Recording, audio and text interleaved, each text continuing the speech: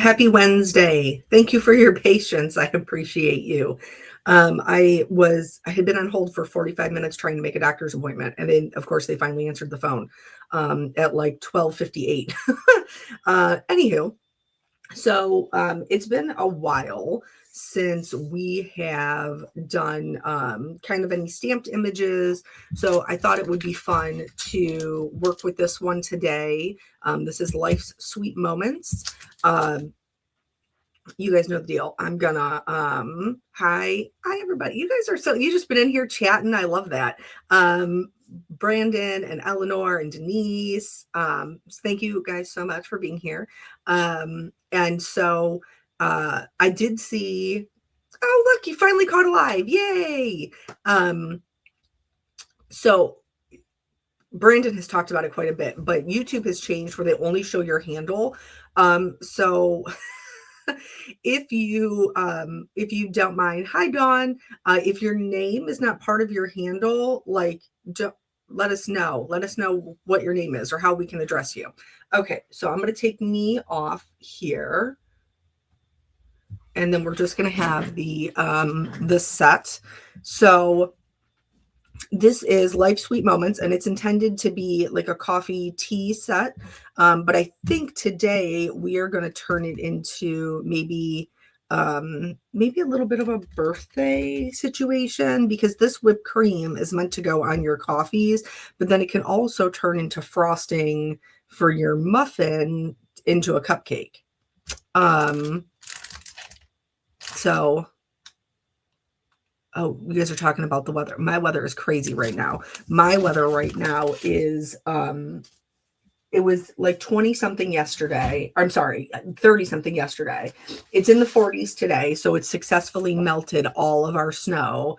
And then this evening, it is probably while we're on this live, the weather is going to change and it's going to switch back over to winter after it's been raining all day. So not fun.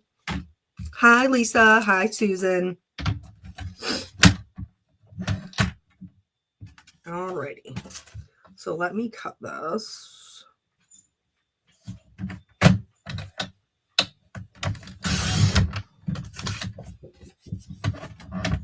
Thanks, Denise. So helpful.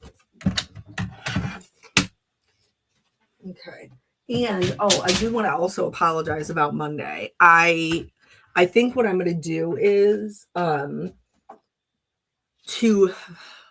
tomorrow night. Yeah, I'm trying to see. So tonight is with your kids, you got to figure it out. Tonight is TUB and it's my turn. And then I do bedtime tonight. So then tomorrow night I will not do bedtime.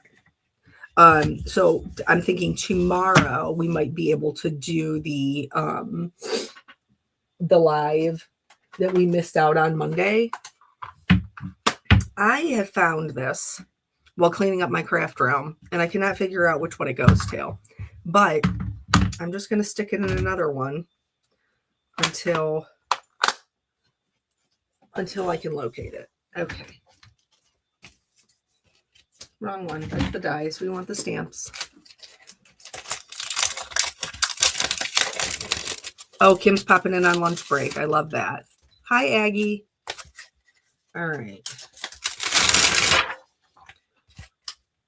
So I don't really know. I think I want to do maybe like a little scene. Yeah, I know you guys are all surprised that I would want to do a little scene.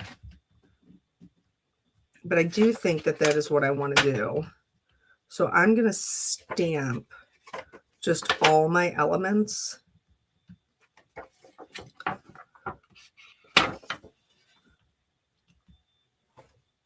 And then I can put them together at a later date.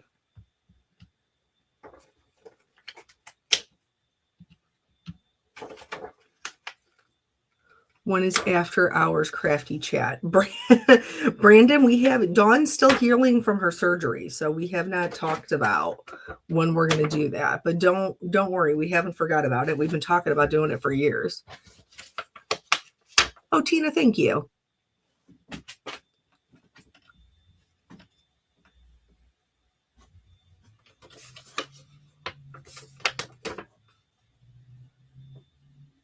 I've been waiting all year, 15 days. You're cute. Hi, Laura. All right. My apologies. Snuck up on me. Okay. So that's everything. I might have to do an extra leaf or two, but this will get us started. It may be more fun on meds. You're plenty of fun. You're plenty of fun sober, Dawn. You don't need to be out on the internet that is saved forever while you're on medication. Thank you all for the blessings. I appreciate that. All right, so we're stamping in our intense black.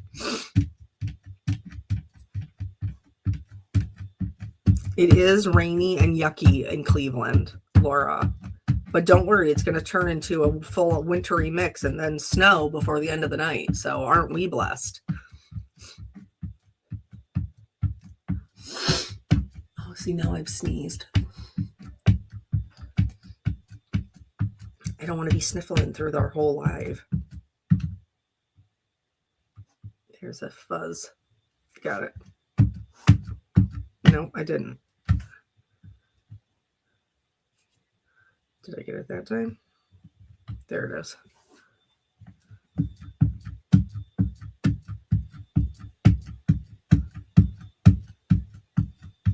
Oh, Julie, you're having the same weather we are. Such a... Ugh. I would rather that it be snowy or rainy. I don't want it to be a mix of both, because then it's going to freeze on the roadway, and when I'm driving to get Caitlin, it's going to be a nightmare.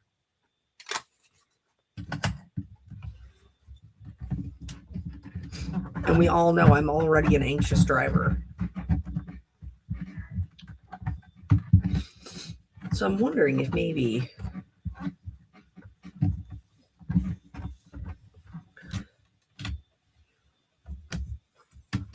Hold on. Let me get a...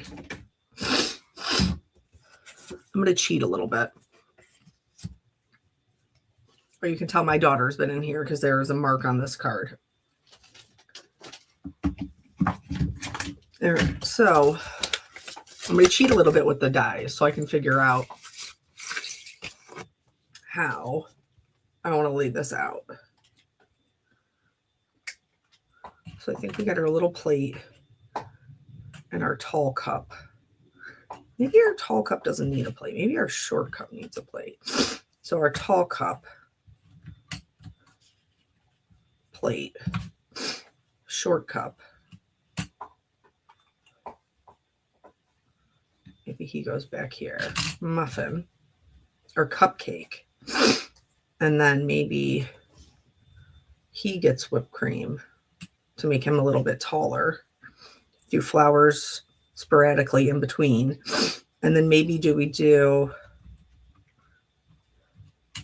another cup or another muffin?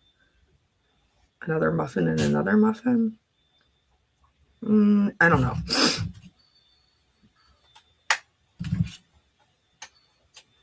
I do know that I want to... The muffin needs a plate. I'm not opposed to the muffin getting a plate, but it matches. I mean, logically, the muffin needs a plate. Or in my case, at least a napkin when I have to chase my kids down and be like, put something underneath that. Stop putting crumbs all over my house.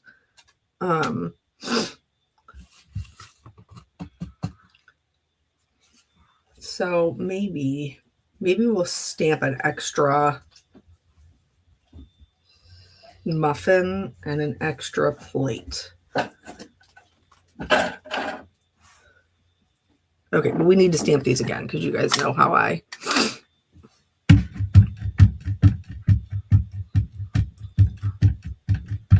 I do like a bold black.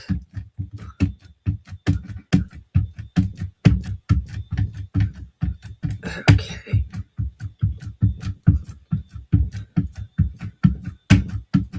I can't believe it's Wednesday already. My sister and I have been talking about YouTube memberships, and seeing like tiers and offers and doing research on that and all of that. And so we were sitting there last night talking about it. And I was like, what am I going to do for my live tomorrow? And she was like,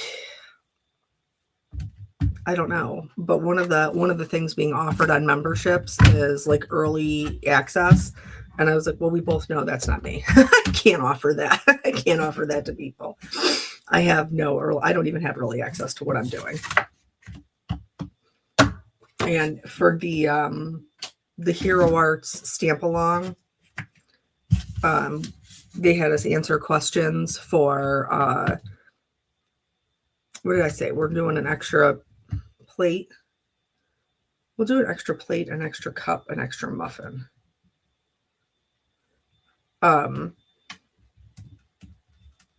Like pre-planning or winging it. And I'm like, I am winging every day of my life. Every day of my life, I am winging it. The kids, the cooking, the everything. I'm just out here on a wing and a prayer, y'all. I can't be the only one, right? Okay. I did forget to wet my washcloth, so you're going to have to forgive me for just 10 seconds while I run just down the hall.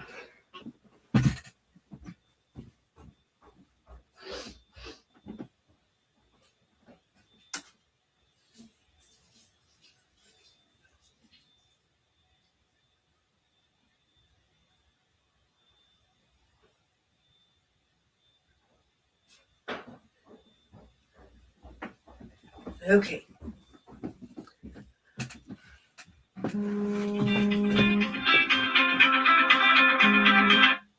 And also somebody's calling me.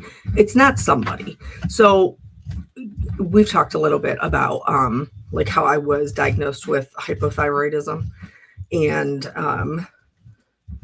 I also have Hashimoto's, which is an autoimmune disease.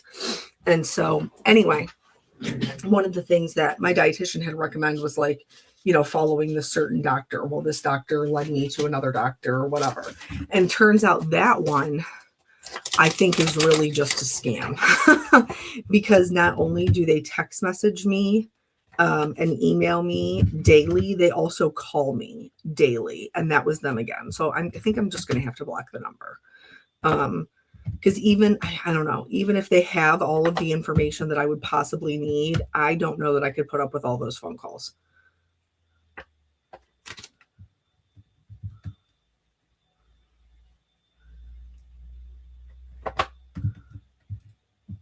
We did talk about stamping extra leaves. Maybe I'll do that over here.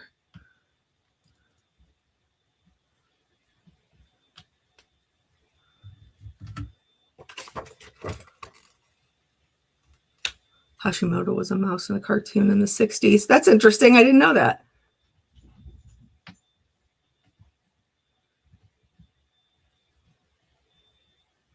Okay.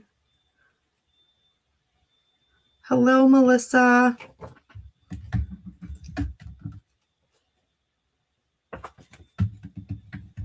All right, there we go.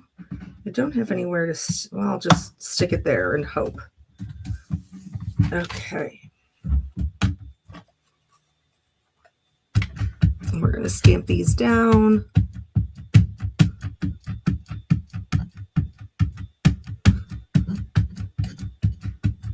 I'm too young to know that. Oh, the name of the mouse from the 60s.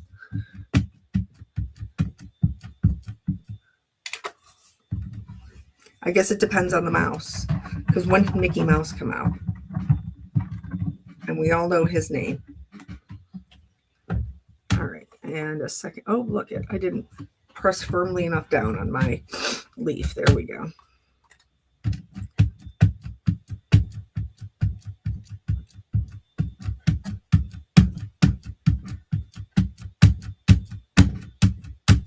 Okay.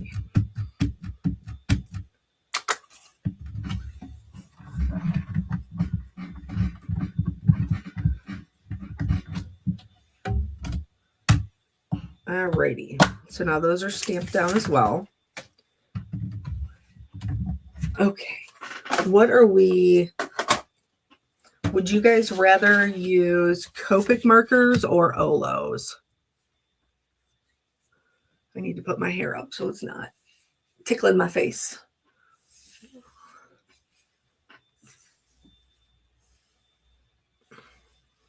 I have both. I'm not opposed to either. Copic, Copic, Copic, Copic, Copic. Sounds good. All right. So let's pick our color scheme.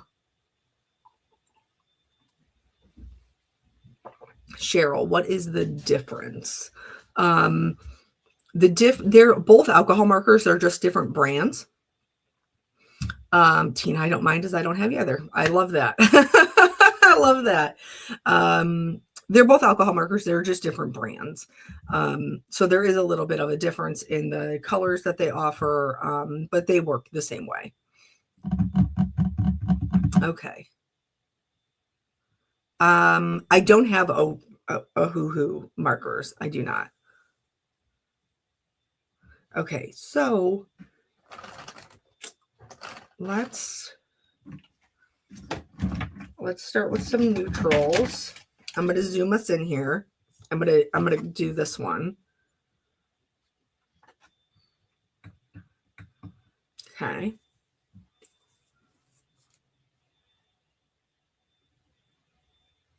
Lori, I don't have a good one. I don't like, honestly, I don't like mine at all. And I am hoping to find another one. Okay. So I'm going to do, I think I'm going to do 1 cup and 1 plate. White. So I'm just going to add this from the sides.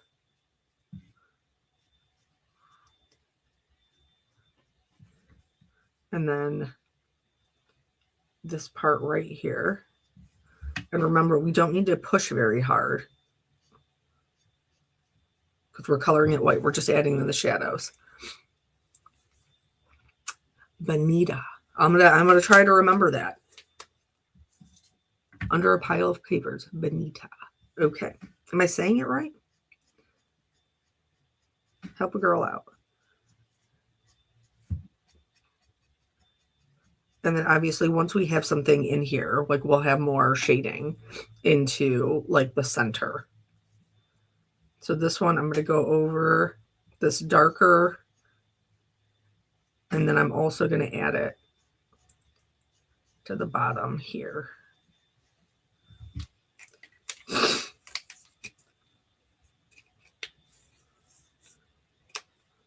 Oh, Christy, thank you so much. That's such a wonderful compliment. I appreciate that. I'm glad that you learned on the lives. So I'm going to take this lightest color just around the back.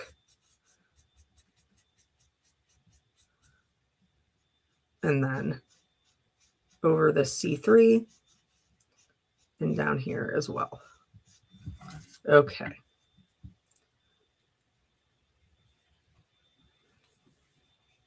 Oh, yeah. Thank Kim. Unfortunately, like I do put them out on my page. I really should just probably stop, honestly. Like, so more people get notified, but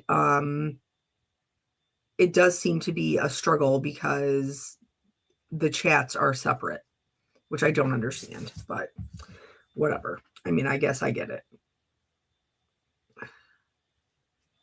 Okay. So this one,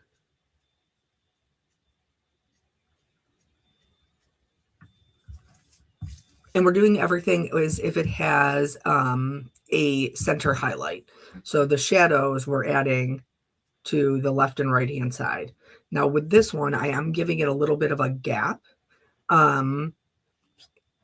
So that way I'm not right up against the 2 dark ones for the handle.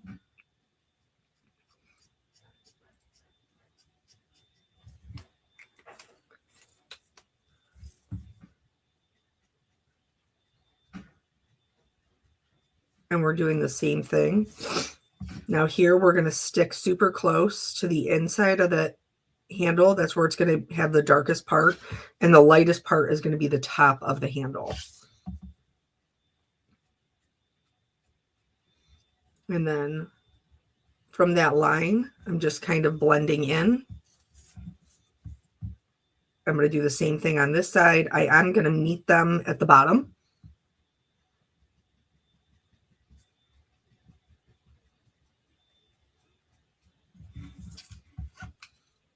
And then with the C1, thank you, Kat.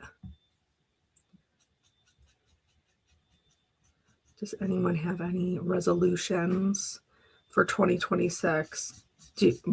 Brandon, I barely survived 2025. So that's my resolution for 2026. Like, hope just survive, just survive it.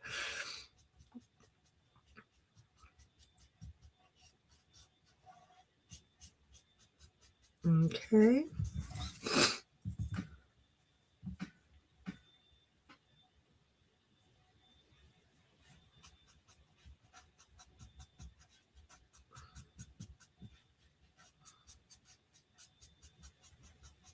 Okay.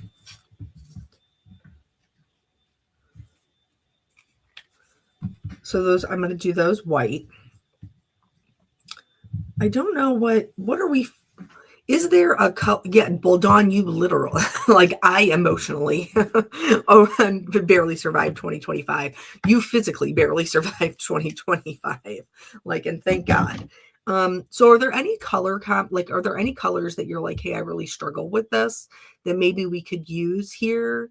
Because I don't, I'm not married to anything. The color theory class starts the day after your court date. Hopefully it's a celebration. Well, I certainly hope so. I hope it is a celebration for you.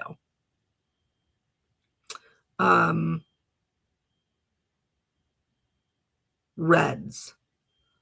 Lola says reds. And Benita says reds. All right. So let's talk about the reds.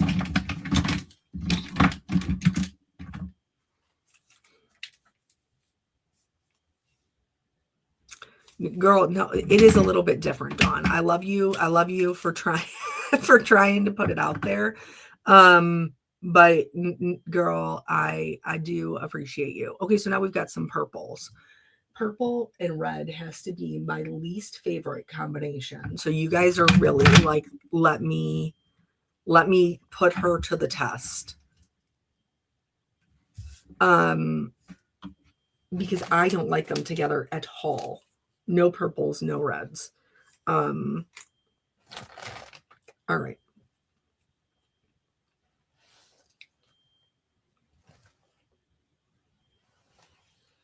I'm working on better relationships. That's good, Brandon. We all need better communication, better relationships. What time are the classes? Do I need to get sick with the flu? No, Kim, you don't. The classes, I'm assuming you're talking about the color theory classes. They are, they're pre-recorded, so you can watch them anytime. The only exception to that is the live, which is on Saturday. So hopefully nobody will have to miss out on work.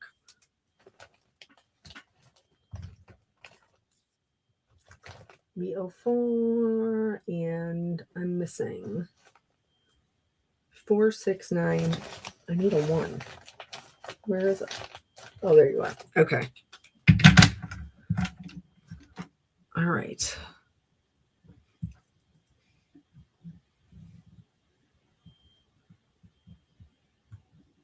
Where do you order replacement nibs from for your Copic sketch markers and refills? Lori, I order them from Blick Arts.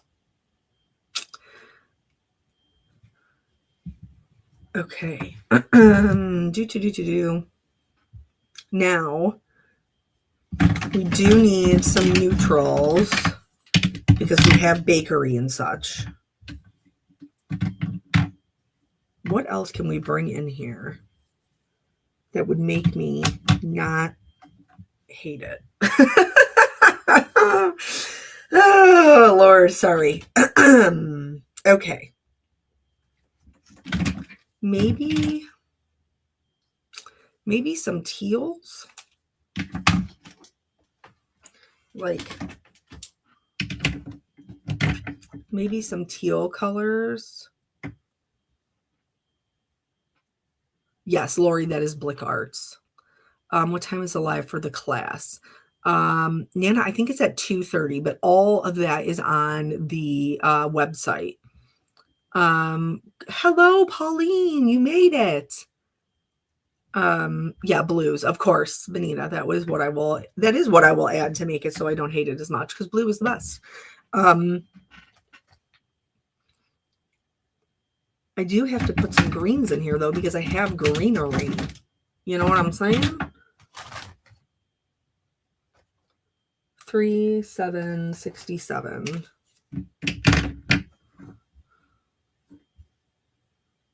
And I also need some yellows because I have flower centers. So maybe it won't be as bad. It probably will be, but maybe it won't. $99 just in case. The leaves can be teal. Yes. A split complement would be perfect. But here's the problem with that, Melissa. A split complement will work well. And what Melissa's talking about is on the color wheel, green, a true green, is across from a true red. The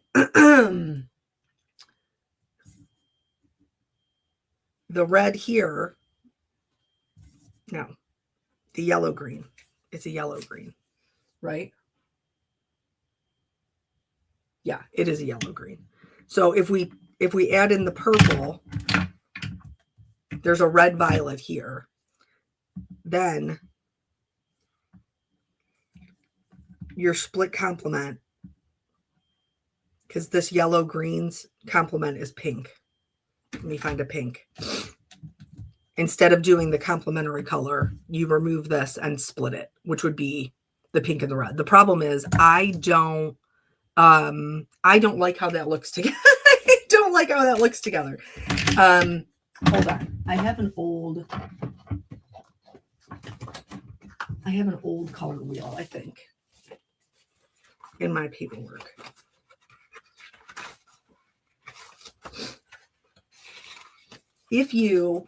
I can tell you this, if you are taking the color theory class, you will get a color wheel.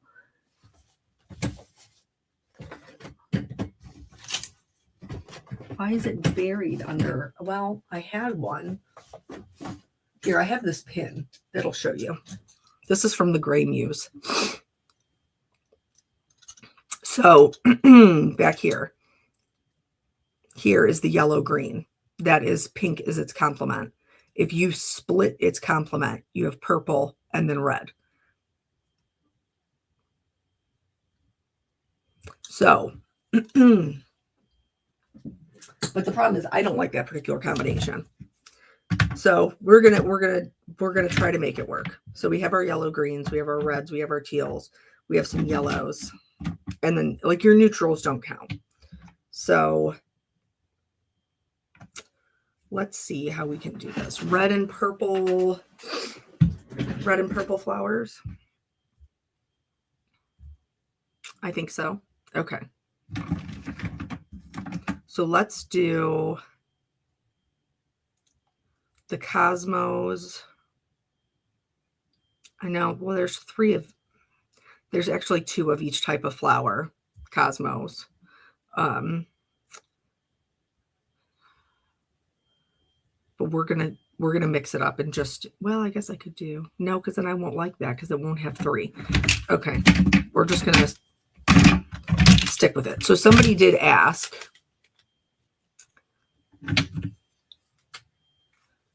how I picked the colors. And let me get out my little chart for that. Okay. So this is a hex chart. These are available over on Sandy Allnack's website, and they are incredibly helpful and very, very reasonable. I think they're only $5. And I have one for my Copics. I also have one for my Olos. And so here you can see all of the colors. They're not arranged by color family. They are arranged by hue, by the colors themselves.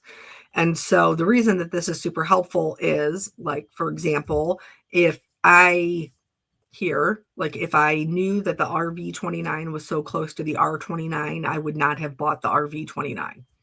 Things like that.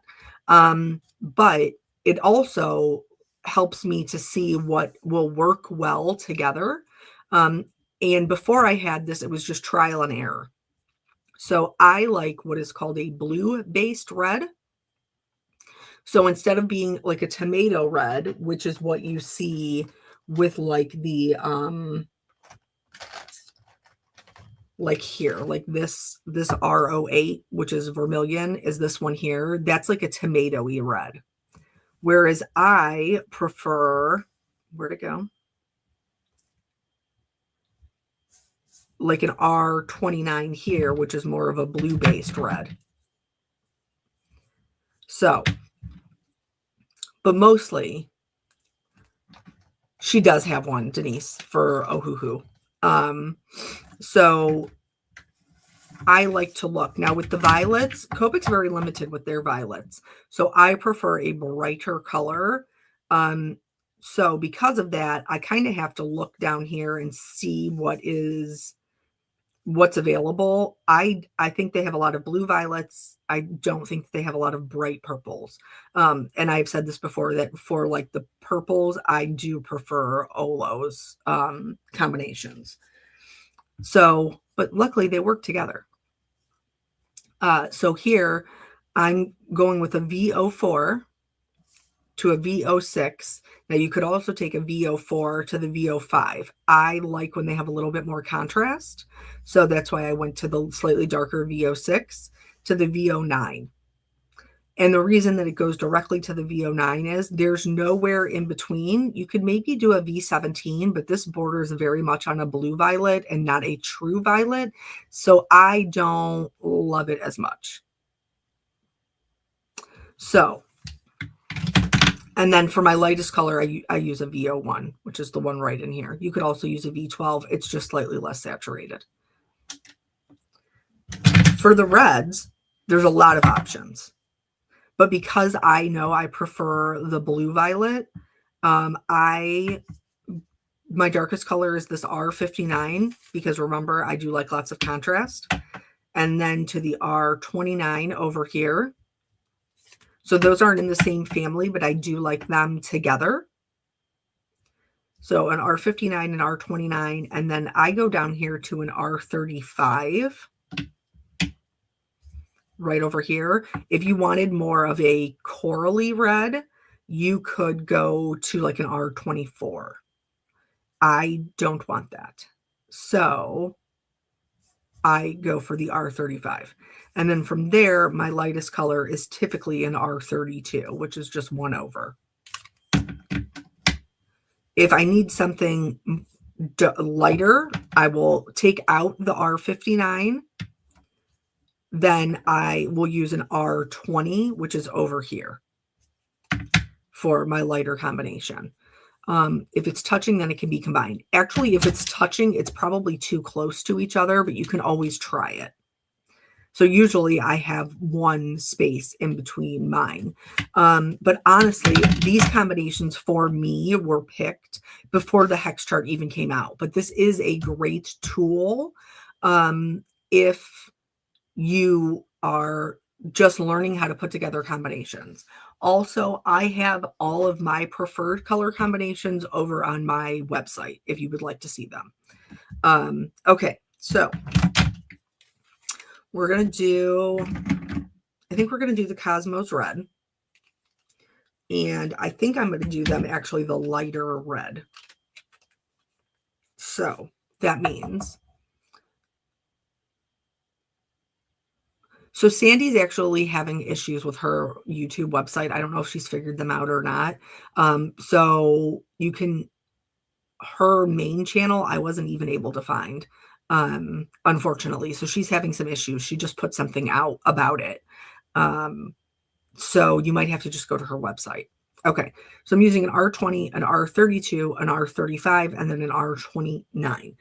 The 30s family does continue on, but it gets much more like garnet versus ruby. Dawn, is that what happened? So I like to start with my darkest color, and then we're going to add shading to where it's meeting the center of the flower. And then I do like to add a little bit of shading where it's kind of bending in. Remember, we're not putting any pressure down. We're just letting the tip of the marker do the work. Also, we're following the shape of the petal. So like when we're flicking, if it's rounded, then we want to round our and then did lives and got flagged and taken down for inappropriate comment. What a nightmare. Oh my gosh, I feel terrible for her.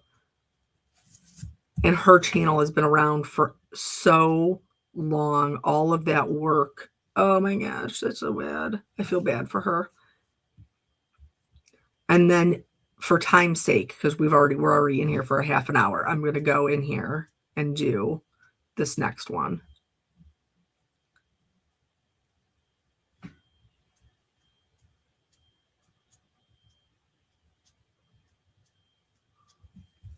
I was able to find her website in Google, but it's not designed for mobile.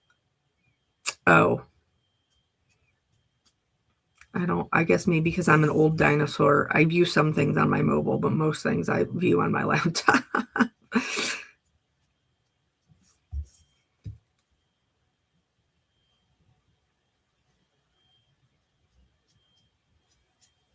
Okay.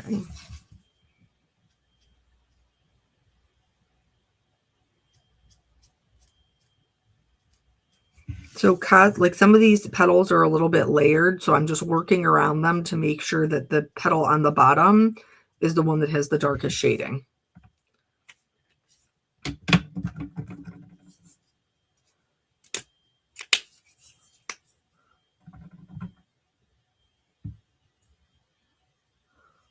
I'm not seeing that, Barbara. I'm not seeing the comments you're responding to. Where else are you streaming? Barbara, you're probably on my channel, and all of the chatting is going on the Honeybee channel. I think you guys tell me, would it be easier if I just didn't stream it on my channel? Like now that you guys know where to find it. So then you didn't have to make sure you remember. I mean, you do have to make sure you're subscribed to the Honeybee channel so you don't miss it.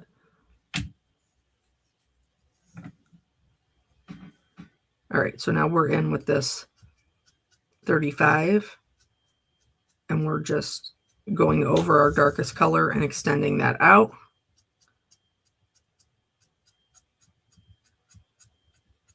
Sometimes you're going to meet those ones at the top, and sometimes you're not.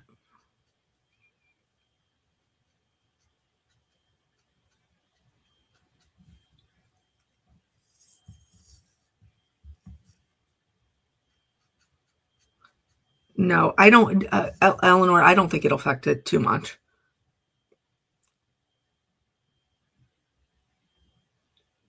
Oh, Barbara, you usually watch on my channel. I do appreciate that. That's okay.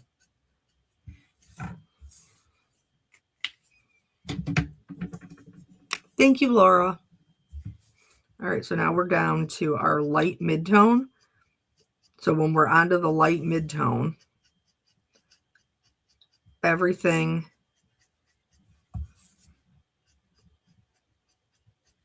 that's left behind should just be our highlight color. Most of our petal should be colored in.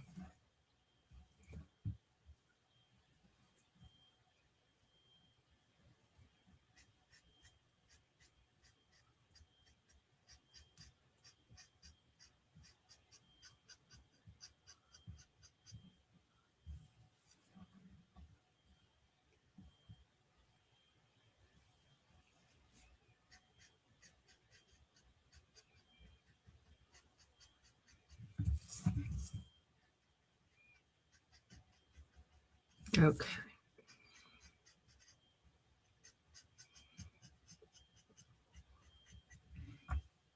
There we go. And then we're on to, I watch all other vids on your channel. Oh, hey, listen. I do a lot for Honeybee. I'm very grateful to be able to work with them.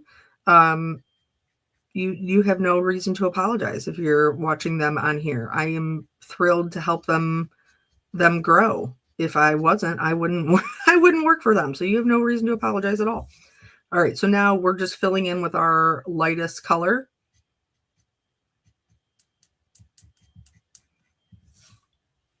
So these are red. Oh,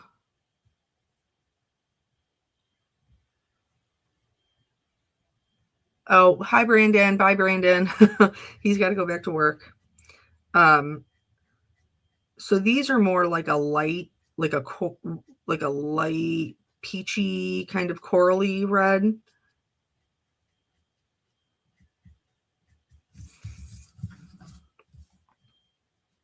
But I think that that's okay.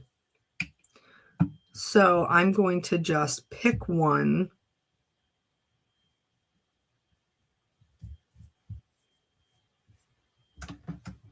I think this one.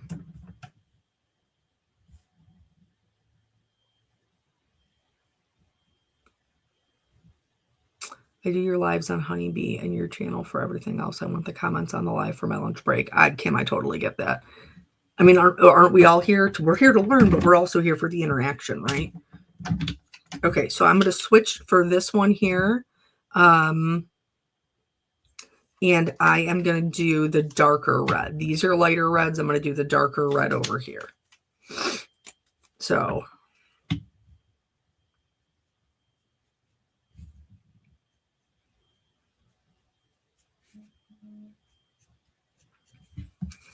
same thing.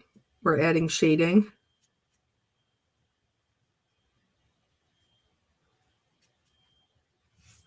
So here, this, I don't know if you guys can, right here, this is where this petal right here is behind both of these. So this part is going to be dark. But we want to make sure that the two areas next to it that are on top, that we leave those light, because that's how we're going to get that separation and dimension.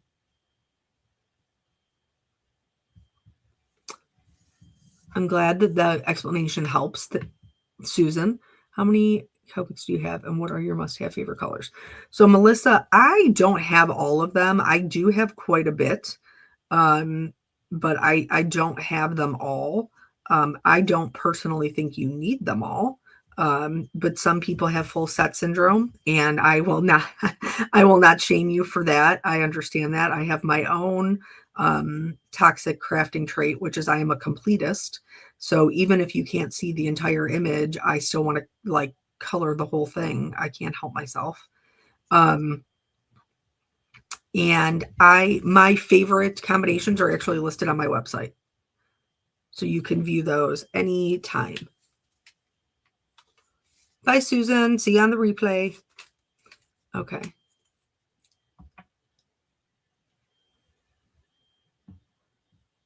When I go to your website after registering and paying for the class, I don't see any resources. So Kim, you want to go to the top right-hand corner where it says My Account. When you click on that, on the left-hand side, there'll be a section that says My Classes, and then that will open up any classes that you have purchased on the website. And once you're in there, you can click on like the supply list or the welcome, and that will be in there for you to see. Also, Honeybee has very generously given us a landing page since they are my partner for this first color theory class. And so they have given us a landing page. There's a link to that as well, so that you can see all of the things that they have that they're carrying for this particular class. Okay. Now this Trying to put the lid on backwards. I have a limited amount of markers mixed companies. That's okay, Hockey. That's totally fine. You can mix and match them. Is there homework for this class? Bonnie, because the videos are pre-recorded, there is no homework.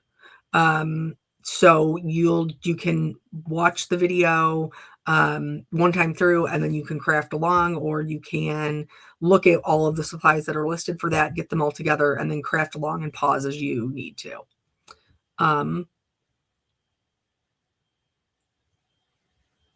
Okay.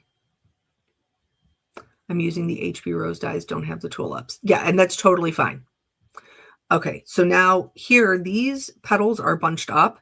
This petal is nice and open. So you see how much darker this is compared to this. And that is on purpose, because if it was curled up on itself, it's not going to have as much light versus if it's completely open.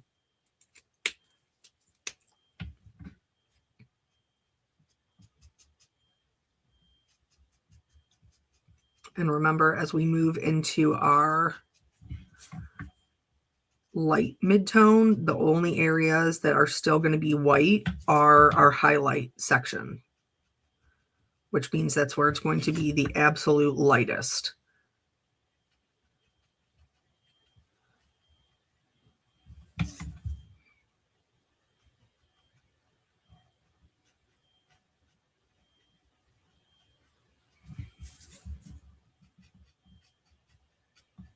Okay.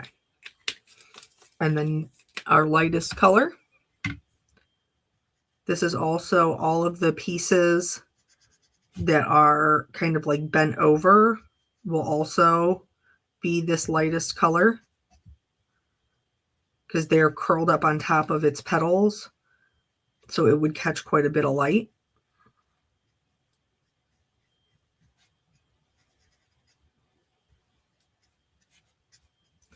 So here, this flower and this flower are using the same markers except for one color. So that's what I'm saying, when you don't have to have all of the colors, because just one little switch can make a huge difference. Melissa, how do I find your website? My website is kellytaylorcards.com. I don't usually link it, I don't think, in the honeybee one. So you might have to go, like, you could just put it into Google and it'll come up. Okay, so now let's do our purple.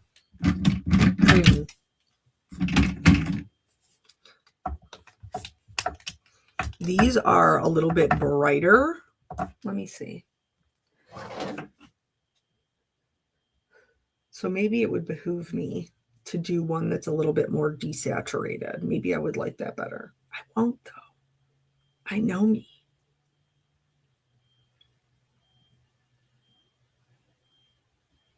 I won't. I'm going to stick with what I know. I probably won't. Okay. I haven't finalized my flower Cosmos Moisture Stamps, not dyes.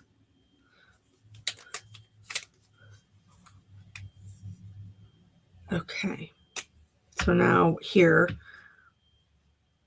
we're going to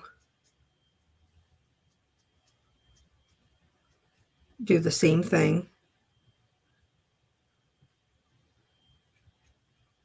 And remember, when you have one petal laying on top of the other, you want to make sure that you're leaving that light edge for the top one.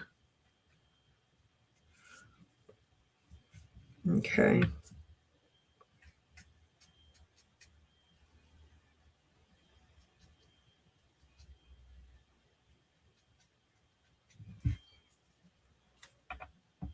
Hi, Linda.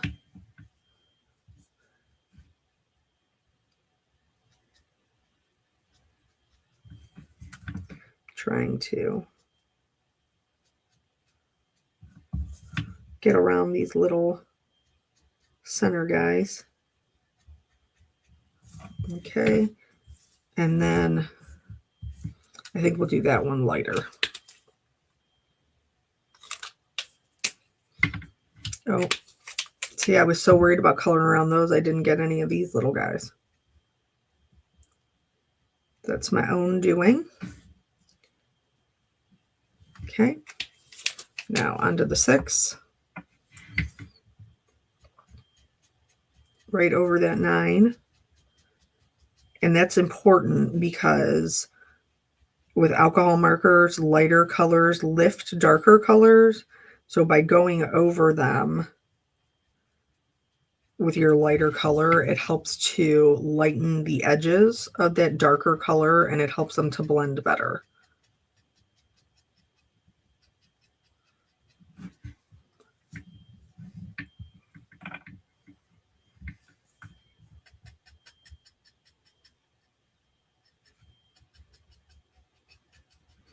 And just like before, sometimes your strokes will touch that top part and sometimes it will not.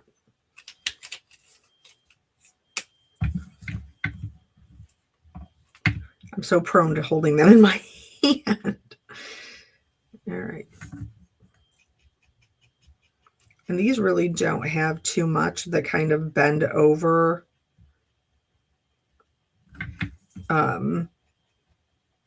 Cosmos are very, what's the word?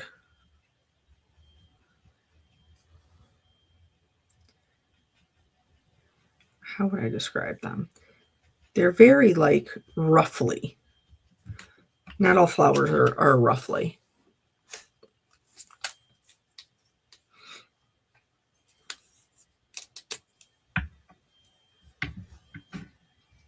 Okay, and then this is our lightest color.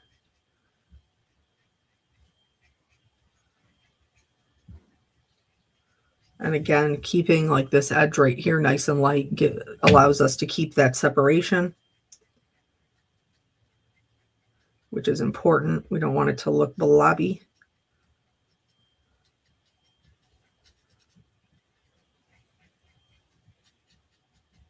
Okay.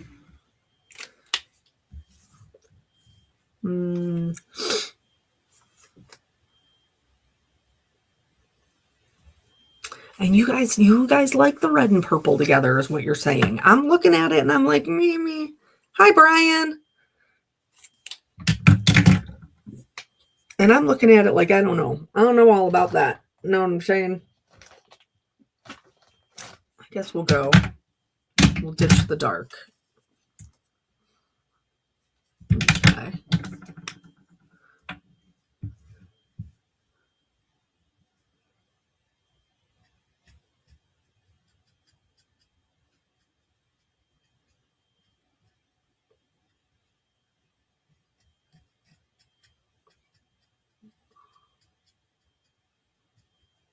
So we're going to do this one. We went darker. This one, we're going to go lighter.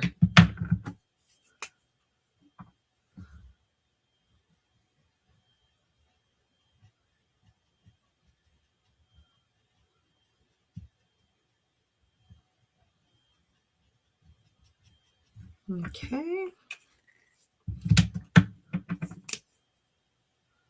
Oh, I keep taking off the wrong end. How do you know when to make your strokes touch the top part and when not to?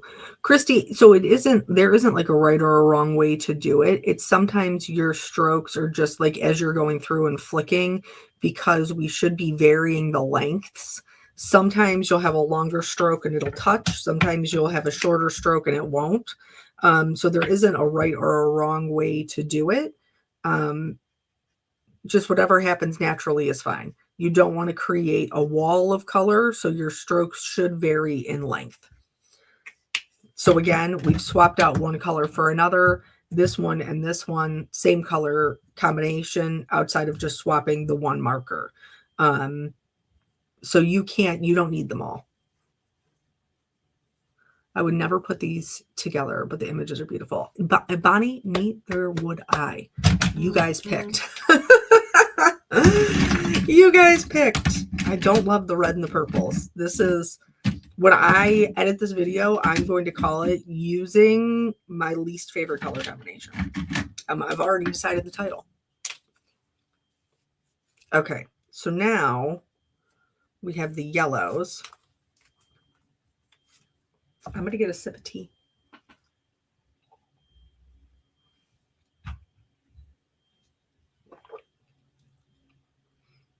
Okay.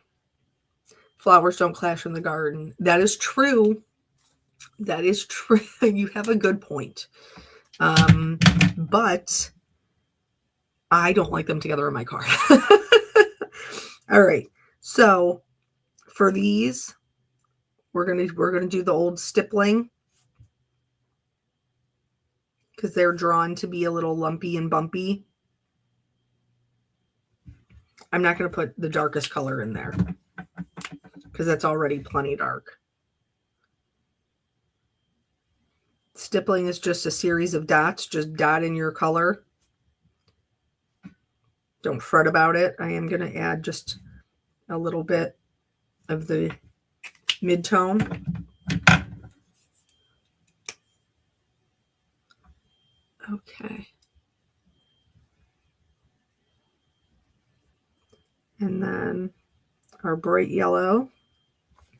And this is why it's important with, especially with stippling, like we talked about it a little bit with our lightest colors, but because lighter colors remove a little bit of the darker colors and help them to blend better, when you're doing stippling, it's so important to let them overlap because then they can work together to create a variety of shades. Okay, so now we have those. And that's done. Now, we'll bring in these teals.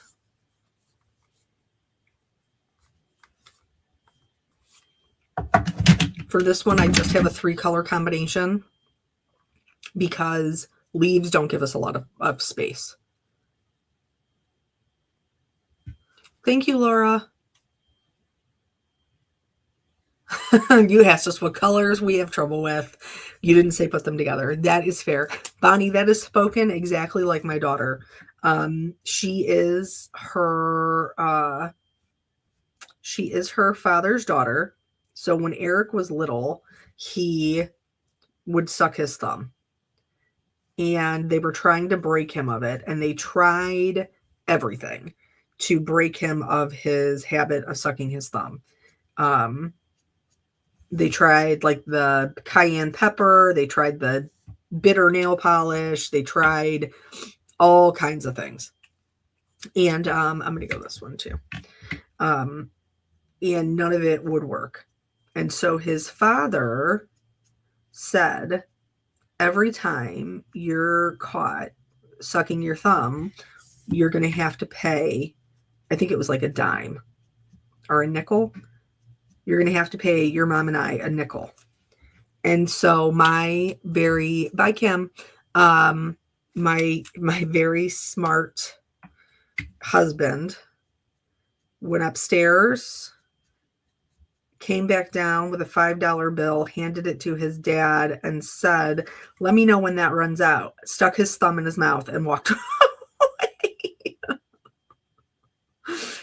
So the other day, my daughter was having a hard time listening, and her father told her that she needed to stop giving mommy a hard time, and she needed to march her tushy upstairs so that she could get into the tub.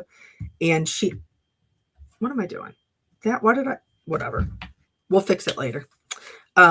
She turned around and said, "But you told me I'm not allowed to march on the stairs." And, she was technically correct.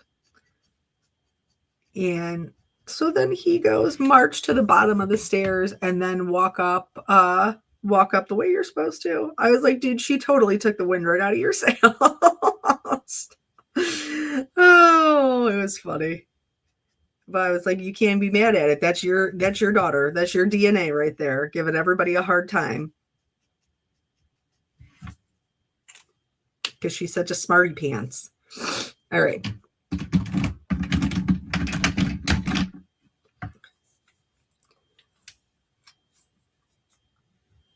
Oh, he's so sassy, Susan. He is so sassy. All right. So now we're going to do the regular greens. Oh, she is very, very smart. Eric and I were playing a game we had like a little date night. She went to stay at my in-laws. I'm gonna just color right over this, by the way. I colored it teal. It should have been green. I'm just gonna go right over it.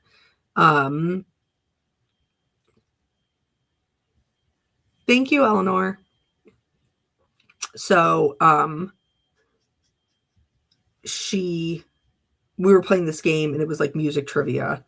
It was actually called Soundtrack. It was fun. So you had to like guess the movie based on the hit song from the soundtrack, and like you can stop it. You can hit like cut and do like a sound bite from the movie. You can see the cast. There's other stuff you can do, but anyway, I was winning, and Eric was like, "This is nonsense. You always win these things." And I said, I'm going to be honest with you. If Caitlin decides that she likes trivia, she will probably be good enough to beat me because she is so quick. She's got such a good memory. She's super fast. So we're in for it. That is for sure. That is for sure. Okay. So now we have those done. I'm going to pop over here real quick and color up these extra leaves. Just so we have them, because I do think we'll probably need them. So I'm just going to very, very quickly color them. Okay. So what are we thinking? I think I think maybe we should color our cups colors. What are your thoughts on that?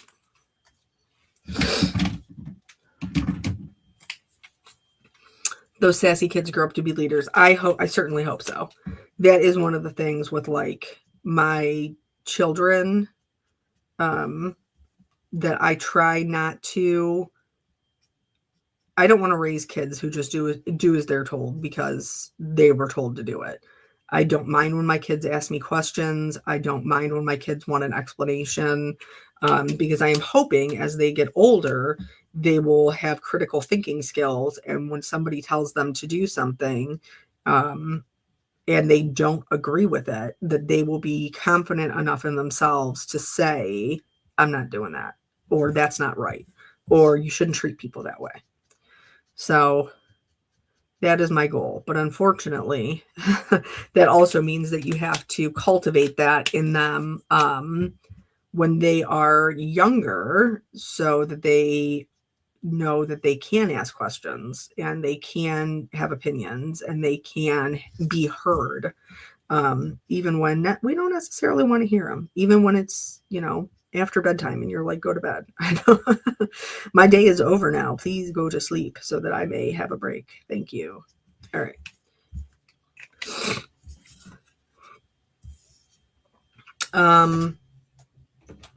So I think right now we have a little bit of everything, and I think we need to institute the whole gallon pint quart. I think we need to make a decision about what is going to be our gallon. I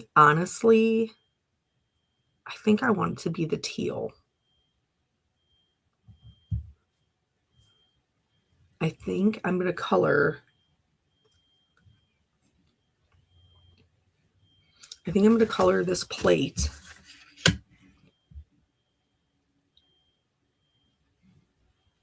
teal. And then one of these cups teal. My dad told me I should be a lawyer because I like to argue so much. Kim, that's funny. My father said the same thing to me. Because I do love to debate it all.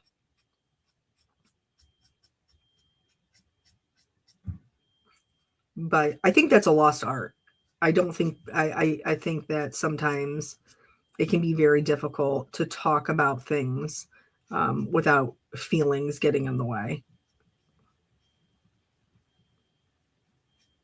Okay.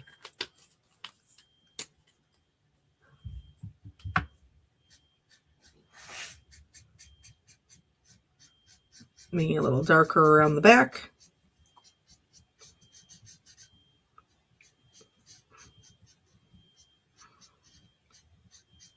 Okay. See, Jennifer, another fellow lawyer.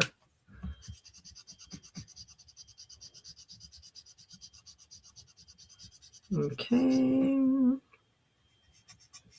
I gotta get this edge here.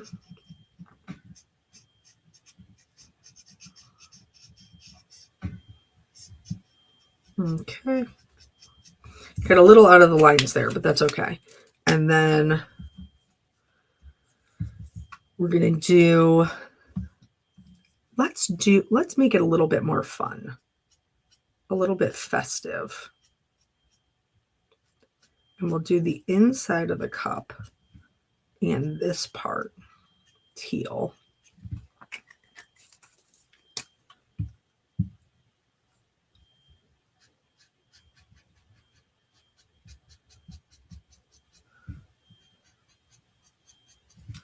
And then, so this will be the one we put the whipped cream on because we didn't leave any room for the coffee. Okay. And then, should I do the handle teal too? Why not?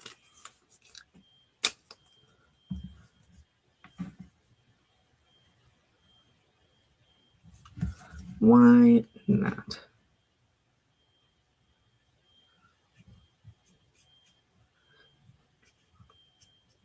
There we go.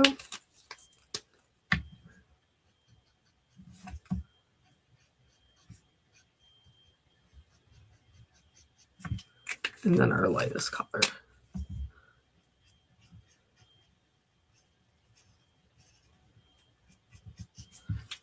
All right, and now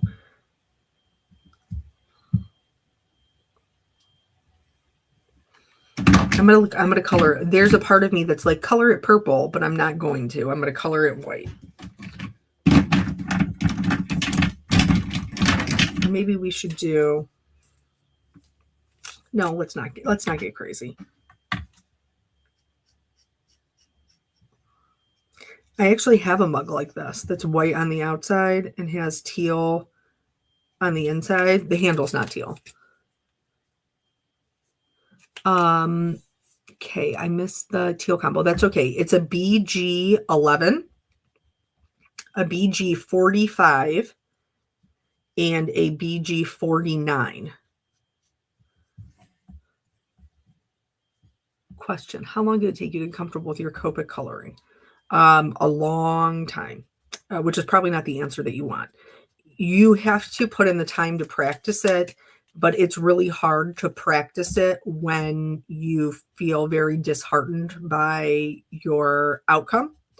And so I was working on my coloring for a long time after I bought them. I have another C1, which I'm going to have to locate here because this needs to be refilled. And so I would just be disappointed with my results. And so I had a hard time continuing to do it. But I've told the story before. 5-10 years, no, not quite that long. Once I continually stuck with it, even through the sucky parts, it was probably like I got a little bit more comfortable at like a 6 months mark, a little bit more at like the 1 year mark. But there's still some stuff where I have to like stop when I go to color it and figure out how I want to approach it. So I think that's pretty normal. I'm going to switch over to the warm grays for our whipped cream. Well, I will if I can find them. But I, kind of was forcing myself to stick with it and stick through it. And then I had the privilege of actually being sat next to Sandy Allnock at a retreat that I was at. And I just peppered her with questions. The whole time that we were there, and she answered a lot of my questions. And So I was kind of like reinvigorated to stick with it, which I am very grateful for. And then she also, I watched her videos. She has since, I think, gotten away from card making, and she does more like fine art, which is still beautiful and you can still learn from. But yeah, I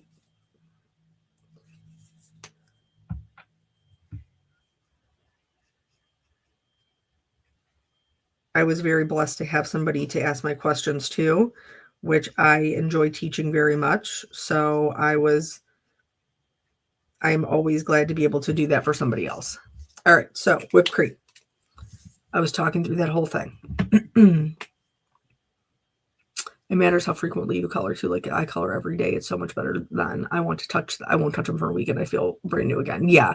So you do have to like keep up with it. And obviously not all of us have that opportunity in regular everyday life. But you don't, even if you can't get into the craft room, like if you have some images like this, like that you stamp out, then just like take them into the family room with you. And while you're watching TV, color, or, just try to sneak in, even if it's just a little bit. Okay, so for this, I want this to be white, but I want it to be a different color than this white, which is why we switched to the warm grays.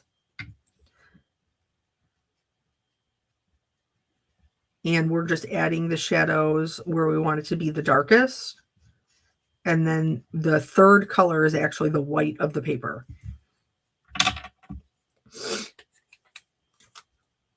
Okay, so we have that, and now we have our muffins to color. So I'm trying to think if I want to color my muffins. I do think I am going to do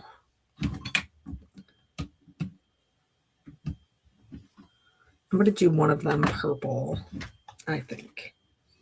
Both of them purple. Maybe both of them purple. I just got to find my... Okay. I need more tea. I have a lot of ugly practice pieces. Kim, we all do. All right, so coloring our cupcake. It's also a muffin, but the holders are the same nonetheless. So this is going to be dark back here because this is where it's kind of folding over the edges. And then you want to look for the inverted versus the extroverted pieces. So your hills and your valleys. So your valleys are going to be these kind of larger spaces here.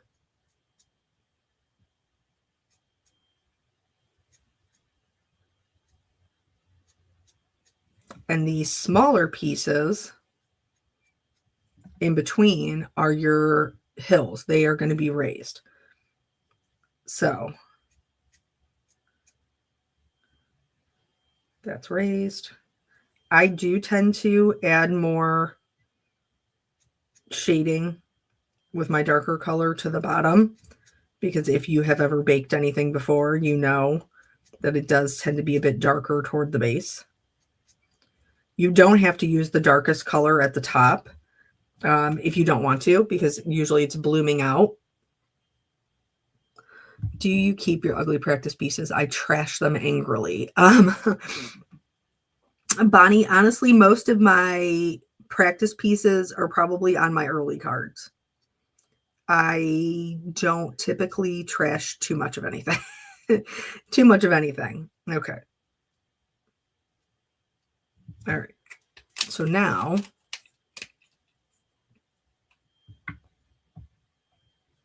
your husband's very supportive, Tina. That's nice. All right. So now with this mid-tone, I'm going to go over the darker spots down here at the bottom for sure. Extend them out with that flicking. But then at the top, now all of the darker pieces are going to get this color.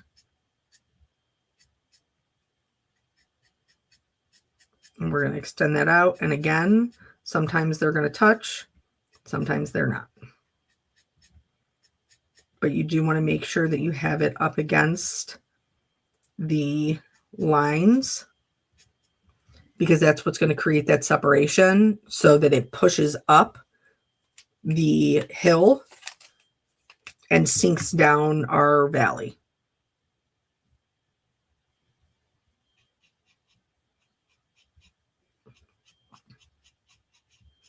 So again, we're going to go over the stuff at the bottom, extend that up.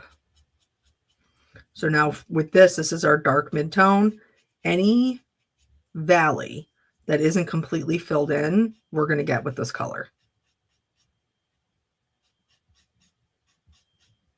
And then that will push all of our hills to the forefront. Hi, Wendy.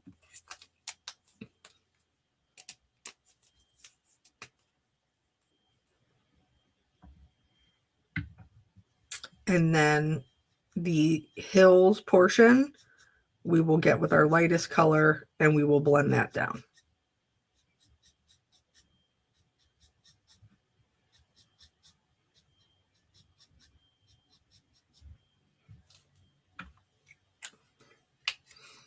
So then we have our purple. Do I want to do the other one purple? No, I don't want to do the other one purple. I'm going to do the other one a neutral. So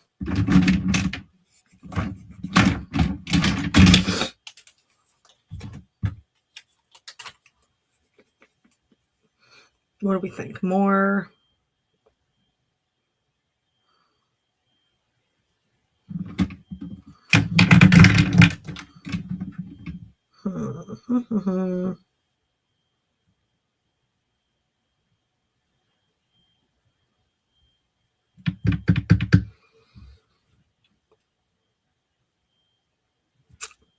Decisions, decisions, decisions. Let's color the actual cupcake. And then we'll decide. Okay.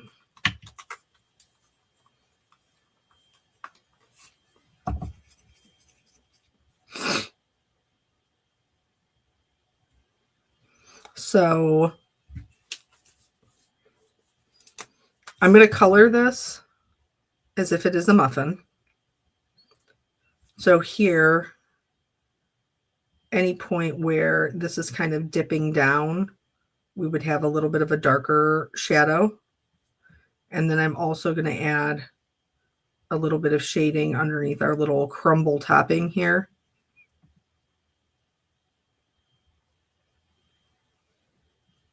Because we want those pieces to be lighter since they're sitting on top.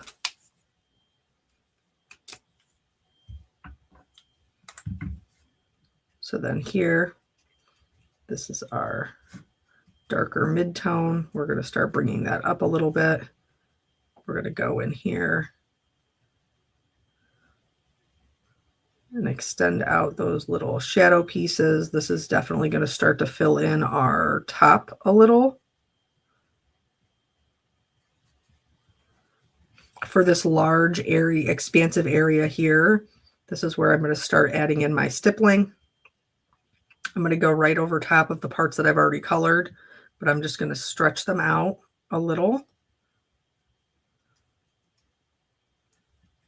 so that we can start to create some texture in that top.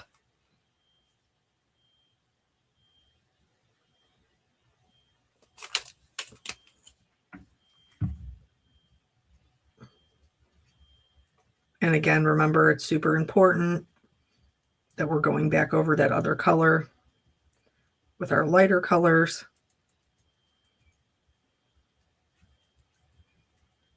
So I'm just going to take this all the way through.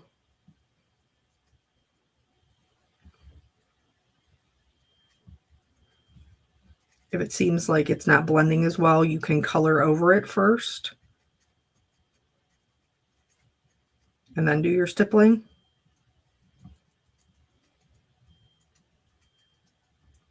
But we just want to create some texture in there.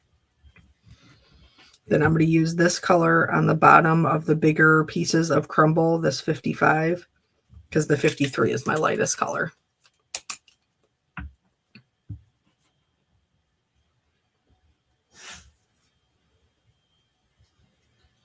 And we want it to stand out, but because, like for me, I want it to look like a crumble, like it's part of the muffin, I'm not going to go too crazy. You could treat it as like sprinkles or chocolate chips or something in a different way if you were interested. And then I am still going to use this lightest color to just do some stippling to create different colors.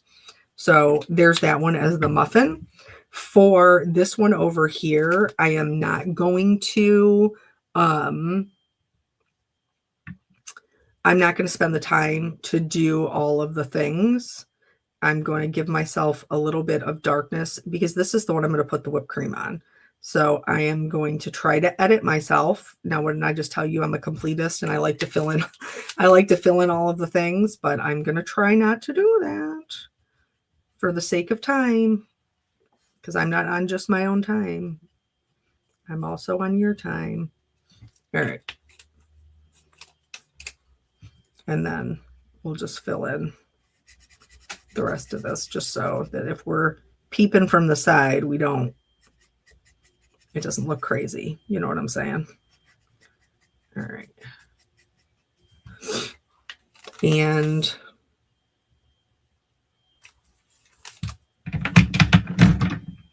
I think I'm just going to do it like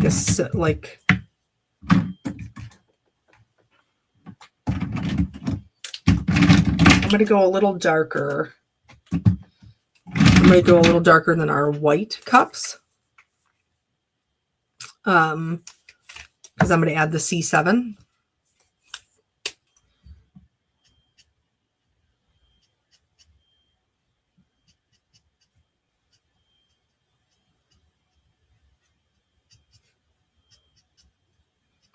So it looks almost like a metallic.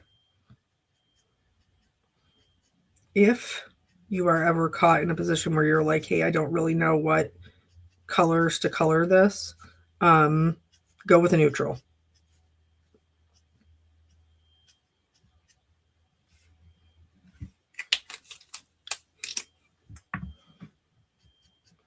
Because not only will it go with literally anything, if you change your mind about it, they're easier to color over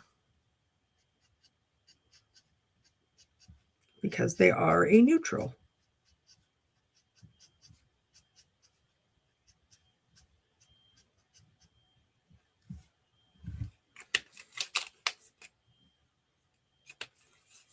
Oh, I'm so glad you guys are enjoying it. And now, again, this is our light mid-tone. So any part of the valley that's not filled in, we want to get that. And then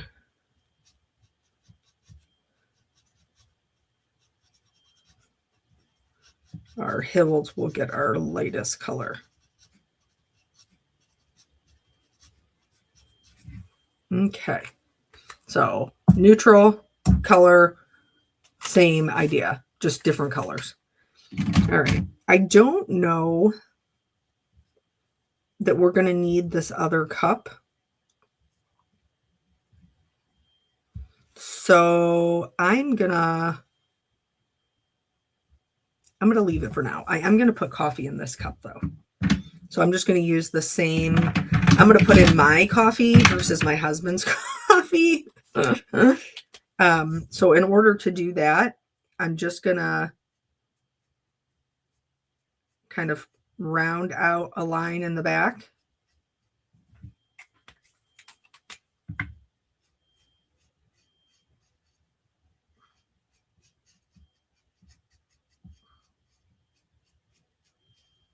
There we go.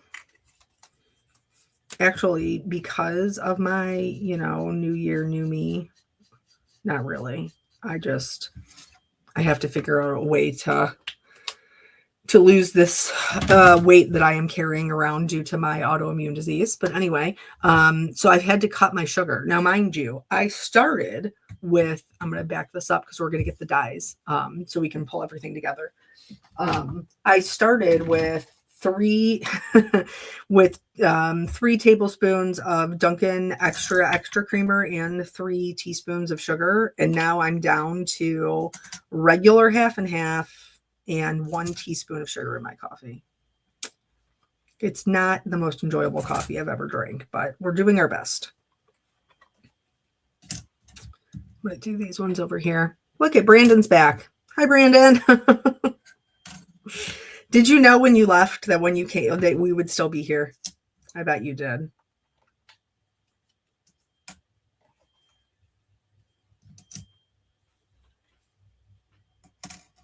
And that goes there.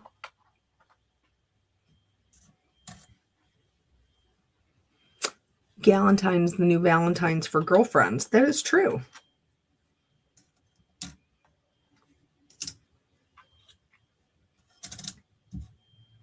All right. We don't know what our sentiment's going to be yet.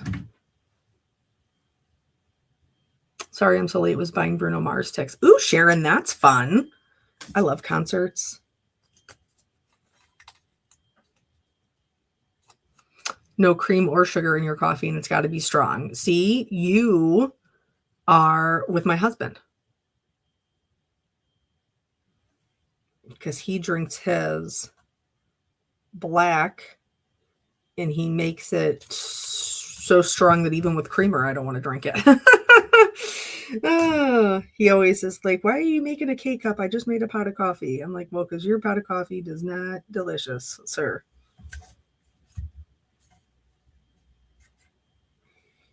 Okay. Gonna get all our little guys lined up here.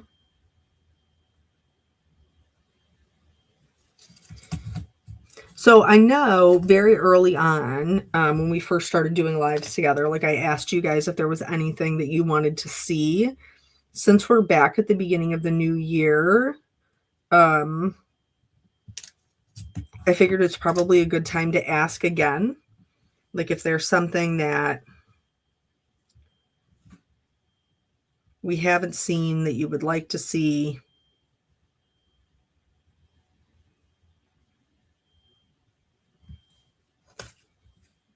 Or something that we've done that you'd like to see more of. Coffee without cream or sugar. Blah. Barbara, I am with you. You and I, we're on the same team. Tim Holtz pencils. Brandon, you did say that before, and I forgot about you. That's mine. I'll take ownership of that.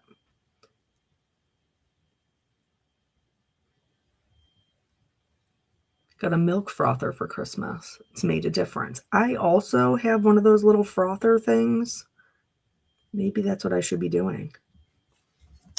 Maybe it'll make it more fancy or something. Or Distress pencils. Does Distress have colored pencils? Not the watercolor pencils. Do they have colored pencils? Do I own those? I don't even think I knew that was a thing. Can you do more Lovely Layers flowers? Yes, Jennifer, I certainly can. We did a lot of those in the beginning. I think, and then we started doing other things, but I'm certainly willing to go back.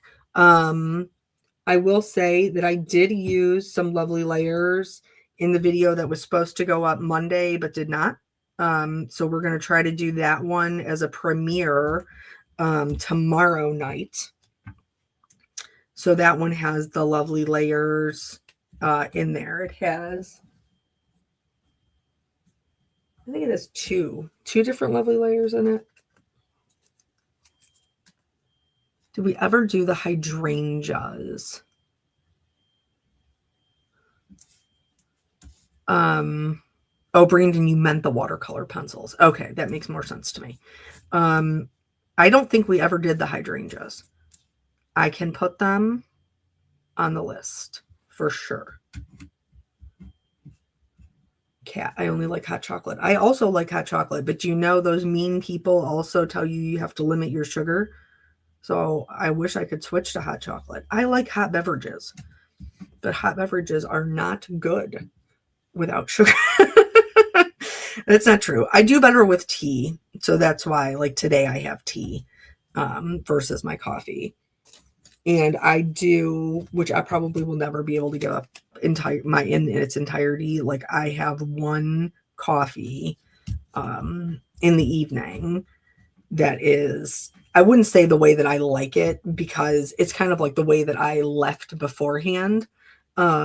Spray stains with hydrangeas. So Brandon, I just used my spray stains the other day. Caitlin wanted to do a special craft. And so that's what I brought out, because I was like, well, this will be really easy for her to like spray them down. So I did just use them the other day, but it's been a long time.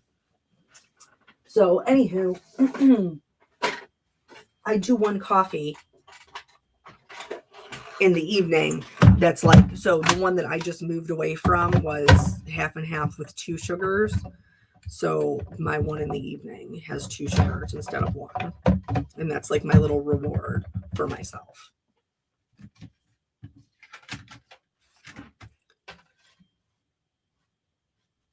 I'm drinking water with a slice of pineapple. That's different. Eric's been drinking lemons and limes, but I don't like either one of those. I have to have sweet tea. Can't drink it without the sugar. Yeah, sweet tea is delicious. I've had to cut back on coffee to only 2 cups due to tummy issues. That is, yeah, that's rough.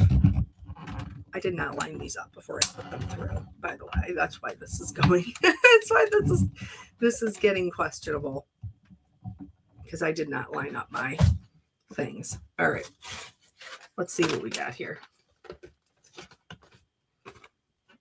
This is why I don't like, because then I don't have anywhere to put my items.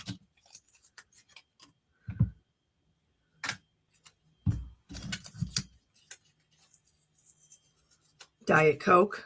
I don't drink pop. I guess that's the one thing I have going for me, is that I'm not really a pop drinker. So that's not like something else that I have to give up, but I drink a lot of coffee. And so I do miss that. Like my coffee is not great for me. Pop is poison. Like they literally put in so much sodium to make you drink more, and then they put in more sugar to cover up the taste of the salt. And as we all know, sugar is addictive, so then like you can't break the cycle. Can't break the cycle. My mom was so she used to be Pepsi when we were younger, until this, by the way, let me just throw this out here. This is the inside of my coffee mug there, so I'll just have to put him back in. So my mom was a huge Pepsi drinker until what were we doing? We were probably just sitting there watching TV. And she went to take a drink of her pop, and there was a fly in it. Oh my gosh, the woman thought flies were the nastiest things ever. So then what did we switch to? I don't think she went straight from Pepsi to Diet Dr. Pepper, but we ended up with Diet Dr. Pepper. And that was like her go-to. But then once she started doing chemo, it changed the taste of her pop. It also changed the taste of her her one vice was Lay's potato chips. She loved them. And they changed the taste of her potato chips. So that was very unfortunate, because they didn't taste the way that they used to taste. All right. So now we still do have one saucer.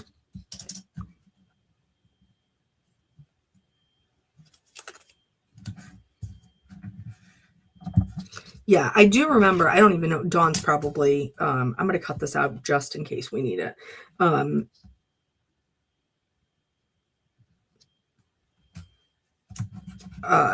I know, said that like the chemo changed the taste of some of the things for her. For her, it also made her really. What do they call it? She was just really susceptible to cold. Like she told me she had to, like, to get something out of the fridge, like she had to wear gloves. So I rarely drink too many alcoholics in my family, so it always scared me. I don't like the taste of alcohol, so thankfully I've been spared from that. Also, I don't care for, I don't like being out of control of myself. And so being in an altered state has never really appealed to me. My mom can't drink cold things after her chemo. Yeah. And so they told her, Dawn that like it would probably get better as time went on. But for some people, obviously that doesn't happen. Squeeze half lemon and lime, add nectar. Nectar? What is, what, like, do you buy that at the store? What is that?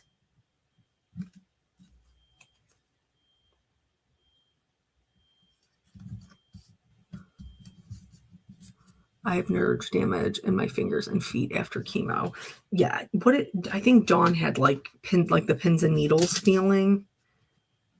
They're so, I mean, it's definitely a trade-off. You know, if you have chemo and it works, they're still. Add sparkling water. It's Sprite. My husband did buy sparkling water. I didn't like that either. Probably because I haven't had anything carbonated in like years. So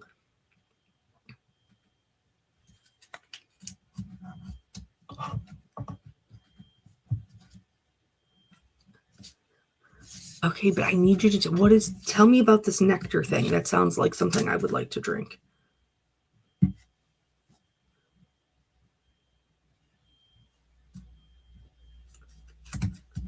I taped this before, but it didn't stay, so now I got to tape it again. Okay.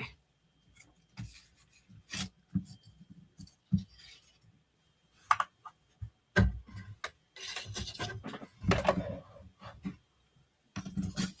going to trim these out so everything will fit on here.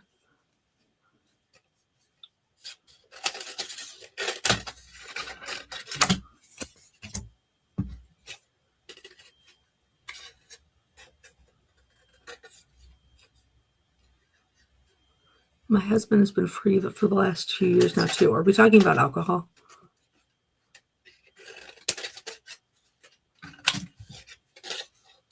There we go.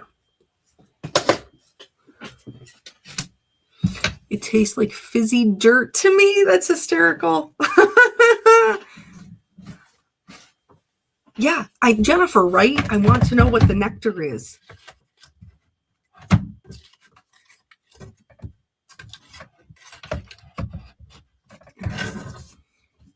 Tell me your secrets. I want to know what the nectar is. All right, there we go.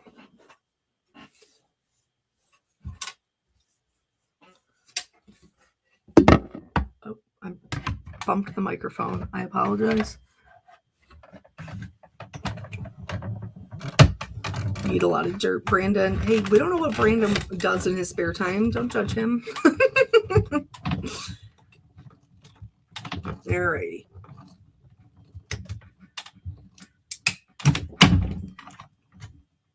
Agave nectar and add sparkling water. It tastes like Sprite. Oh, okay. I am familiar with the agave. Isn't agave tequila? I've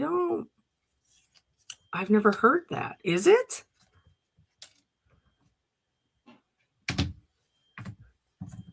I thought it was a plant. But who am I? I'm just some card maker on the internet.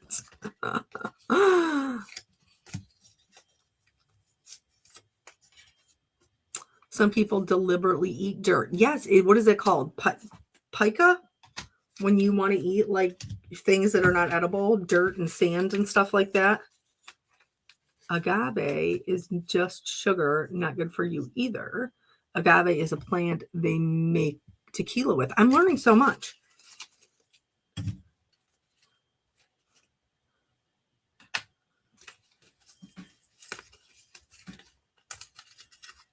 Agave is a cactus plant. I love this. I love all the information that we're getting each other.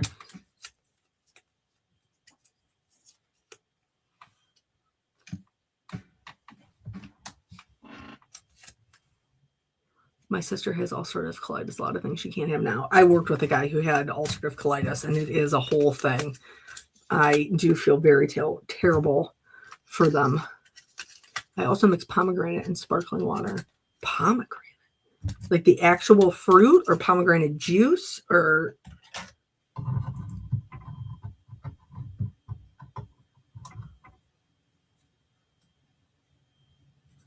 Tequila is made from the heart, or peanut? I don't speak the Espanols. I'm terrible. I can't roll my R's. My husband, very good at speaking Spanish.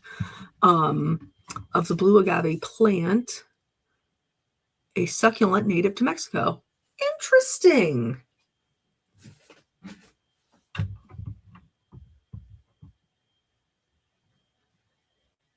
I'm sorry. Did you, what? I have to roll back. I have to roll back the comments. I craved coal when I was pregnant with my daughter. I got through like 8 pieces every day. Like coal, the fuel, like coal. Am I understanding that correctly?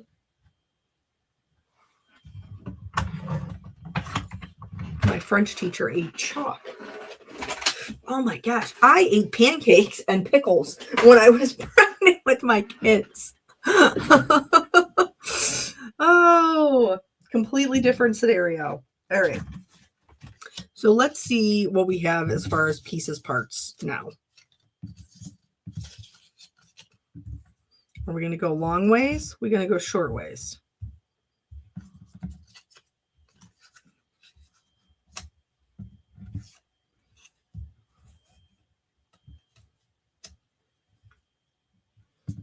And then we have a muffin. And then we decided no saucer on this one. Raw potatoes with salt was your pregnancy craving. That's great. My French teacher didn't do it because she was pregnant. She just liked to eat chalk. Oh my gosh. Okay, well, to each their own. We try not to yuck somebody else's yum. That's a lot of white edges. Jennifer, you are correct. It is, but we don't know how we're putting our card together yet, so. I crave chocolate, but just a sweet tooth, no pregnancy. I also crave chocolate. Oh, this is backwards. I got to flip it, switch it, and reverse it. There we go. All right. And then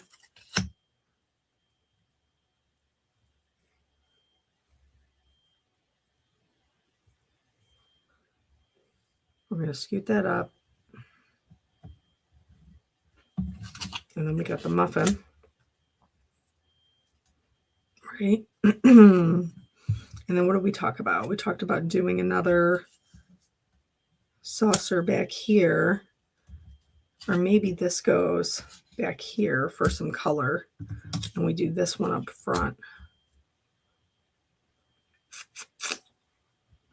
Linda, I'm not seeing all the comments. Linda, you're probably on my channel and probably not on the Honeybee channel. I had to have ham sandwiches smothered in mustard when I was pregnant. So the thing that I wanted the most when I was pregnant was a wedge salad with blue cheese, but you're not allowed to have soft cheeses when you're pregnant because of listeria. And so I could not eat it, but that's really all that I wanted.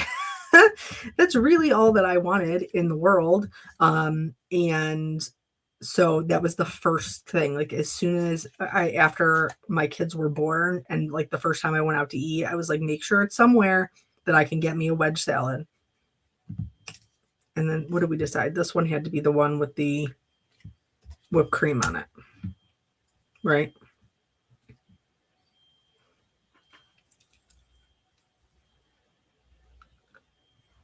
Okay. So that's our, I wish that these were a little bit separate. So I gotta bring this guy back in.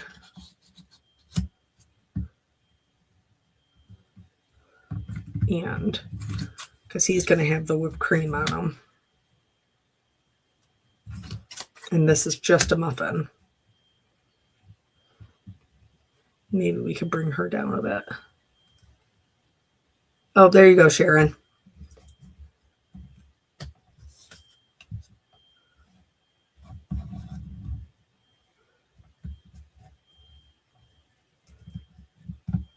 Okay.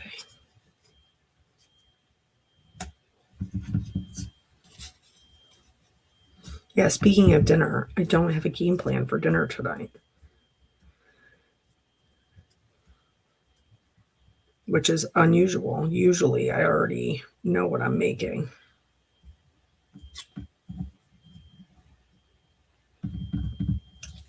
All right.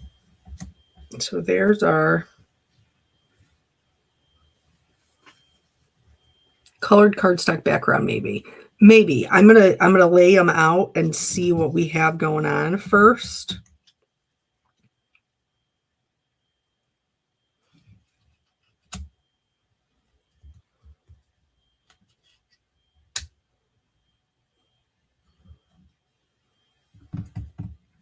So let's do these maybe.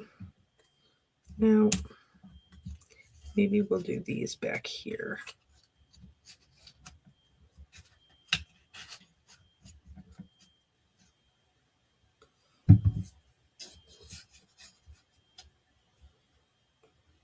Maybe like that.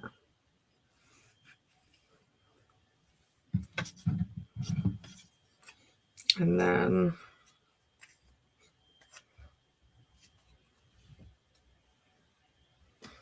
the red in front.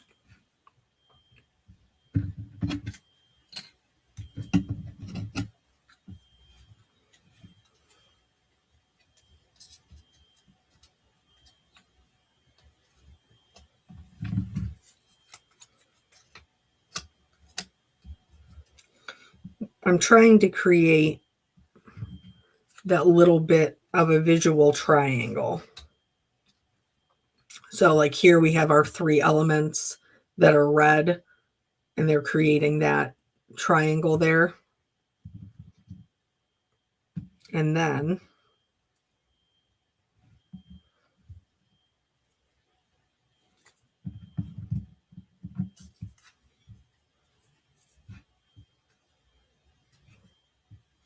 maybe I'll put a purple down here with a little green.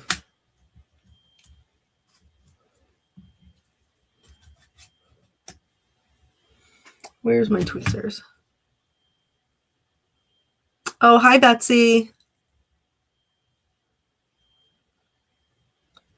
I'm glad that you're able to pop in.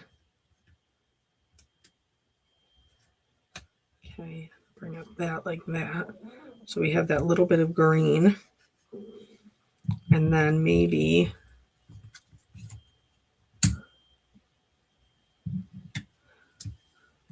so clearly we've lost this guy. He's not in his correct spot. Come back down here. Excuse me, sir. Okay.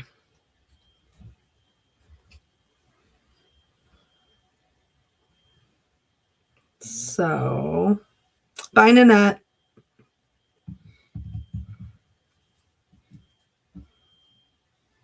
So we have our muffin over there. And then maybe we just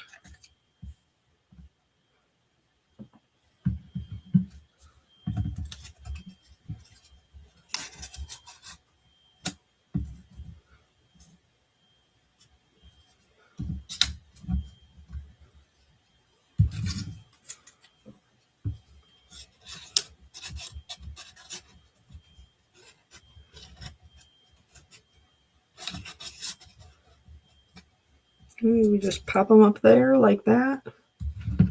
And then do a little...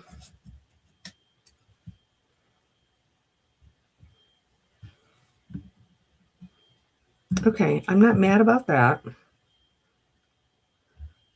I do...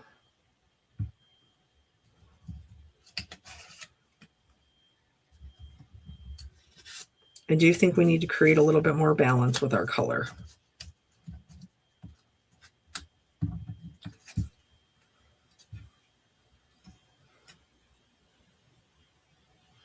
Oh, Sharon, I was sad not to go back. I love Erin. I love the retreat. It's fantastic. She had another teacher in mind this year. And unfortunately, there's only so much time to fit everything in. So, but they are doing a gel plate, a jelly plate workshop, which is super fun.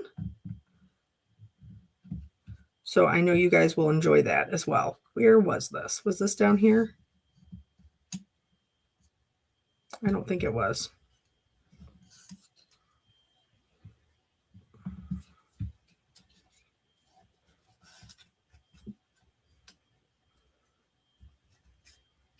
So then we'll have our green sticking out there.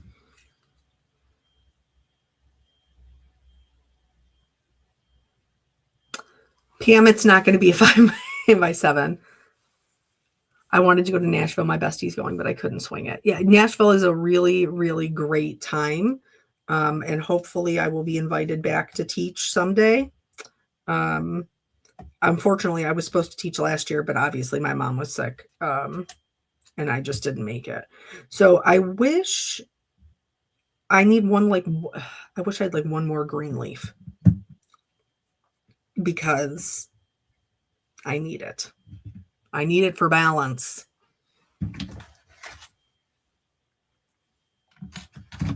And this is where my husband would be like, Kelly, just give it up. But I am who I am, and I'm committed to the bit. So,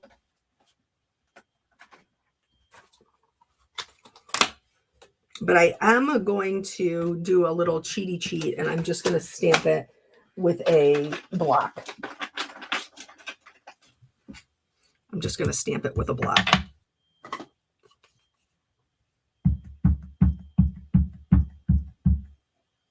I wish there were more West Coast retreats. Yeah, I do think there probably are more on the East Coast.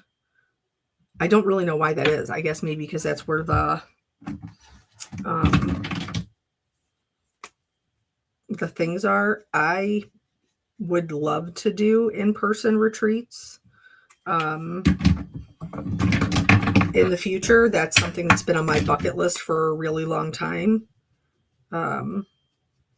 And I've looked at different spaces and stuff that I could hold them. I just haven't found anything that's the perfect fit yet. But I'm also on the East Coast. I'm also on the East Coast, so that wouldn't do you any good. Okay.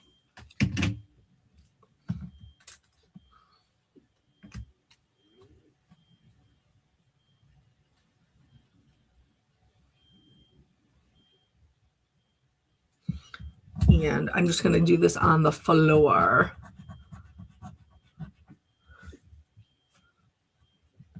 So I actually did, I never heard from them.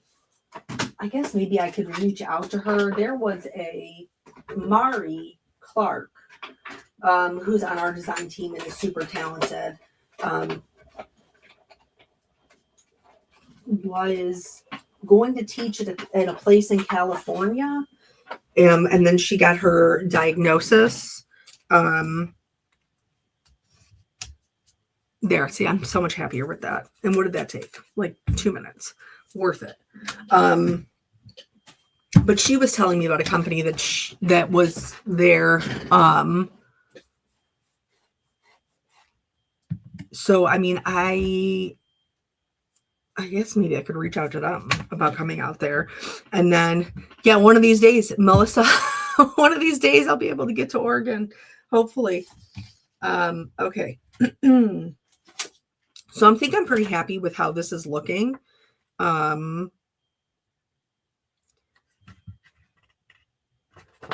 Maybe let me pull out.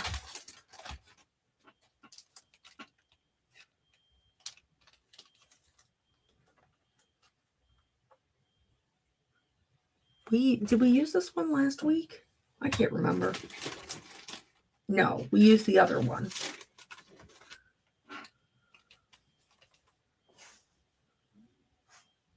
So I think we can do this one. Wherever this year takes you, may it be happy. I think that's cute. And coffee and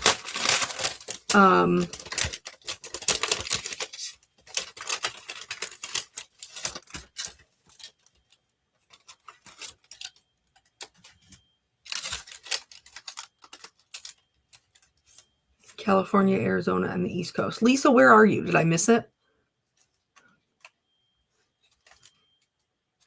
Wherever the year takes you, may it be happy. So I think we can maybe put that down here. I don't really love it up there. Maybe over here. Okay, that's fine. All right, now let's start bringing our things together.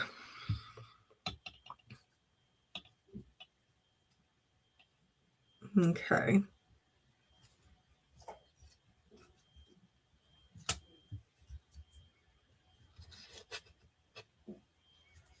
Trying to get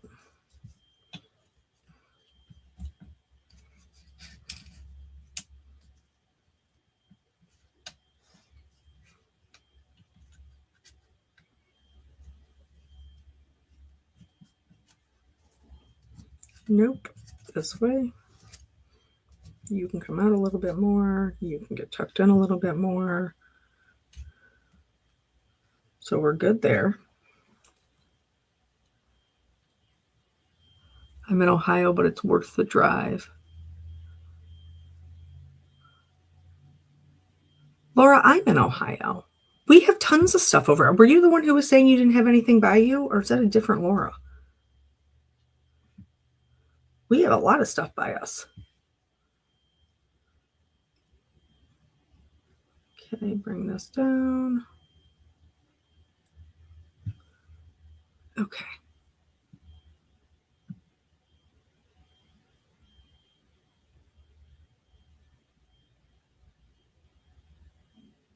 Oh, you used to live in Worcester.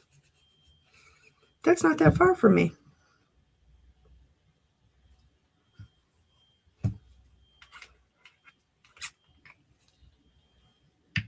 Nebraska, Iowa, Colorado. I don't think I know of any stores or anything that's even in that area. So I get why you feel like there's no options.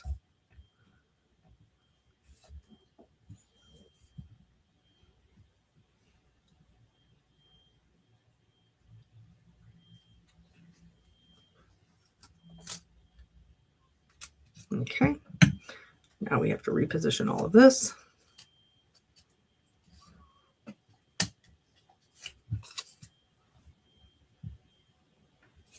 You know what? This did not move, so I am going to get this real quick.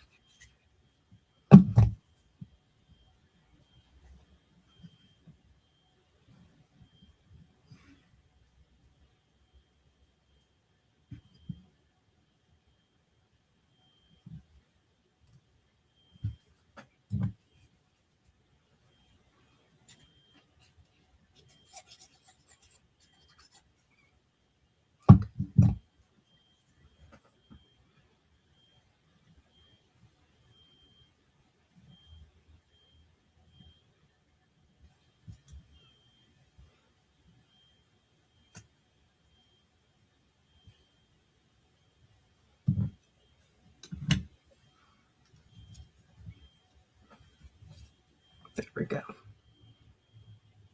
Okay.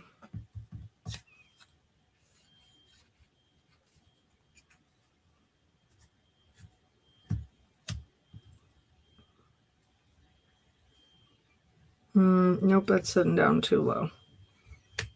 There we go. So I am going to have to move my little cup down because I don't want to have to cut off the tip of the whipped cream.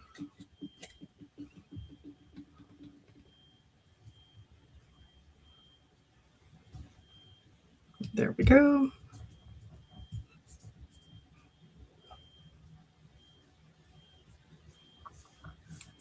Maybe you could add a virtual option.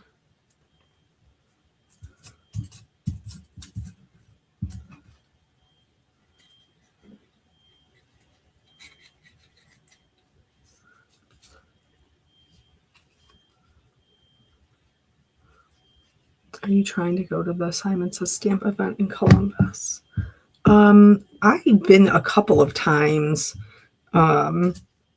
for Honeybee.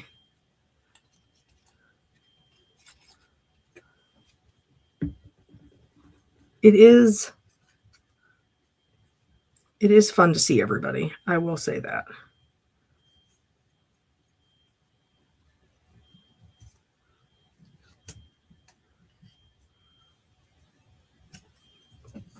Okay. This is going to go like that. I got to readjust that a little bit.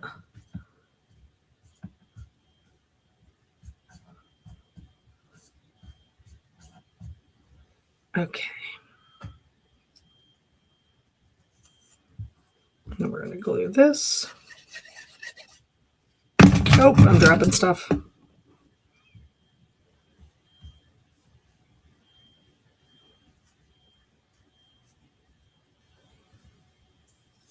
I got to skip that over.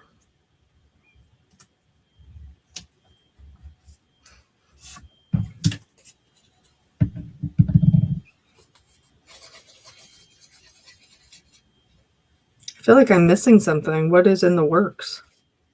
All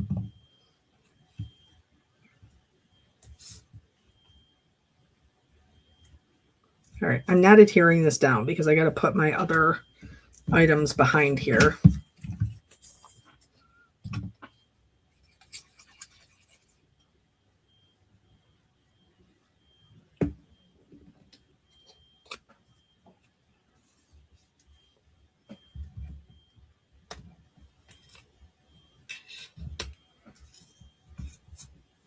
Okay. So that guy's going to go there. He's a little crooked. There we go. And then our muffin, this muffin.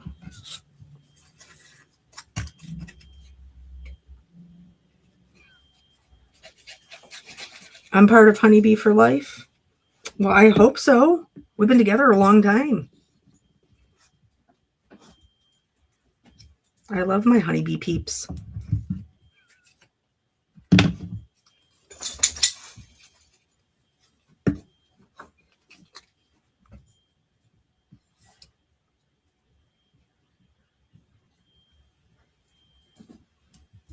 Okay. So there's that. Bless you. I got to put my coffee back in here.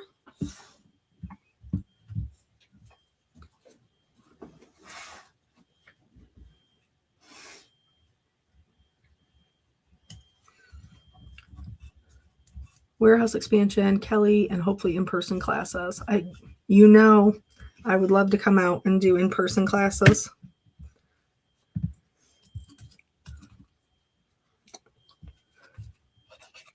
We were almost there, but it just, unfortunately, I was needed at home. I shouldn't say unfortunately. I'm not at all one bit sad that I was not here, but it was just unfortunate timing. Okay, there's that.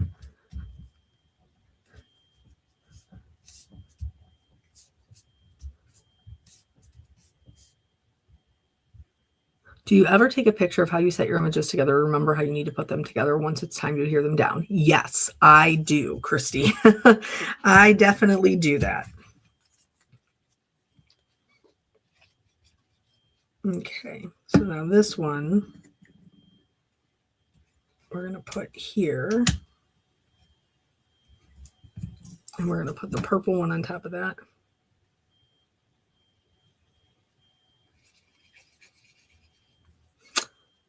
Oh, that I had gone. I get it. Oh, my verbiage. I understand it, Melissa. Yeah, I don't know. I don't know if Honeybee is doing the Simon Says Create or not. If they are, I would love to represent them again. And of course, that gives me an excuse to see my Honeybee people in person too. So that is also super fun. No regrets on that. All right. I'm going to scoot this down so we can see just a little bit of that yellow. And then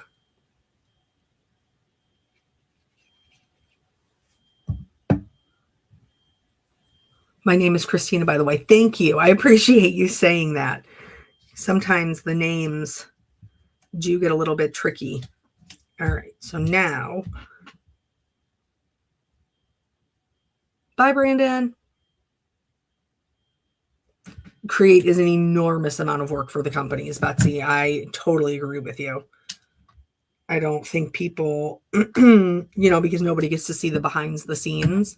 So yeah, it can be hard to know exactly how much work it is. And it is a lot of work for them. Okay. So now we're going to trim off our extra.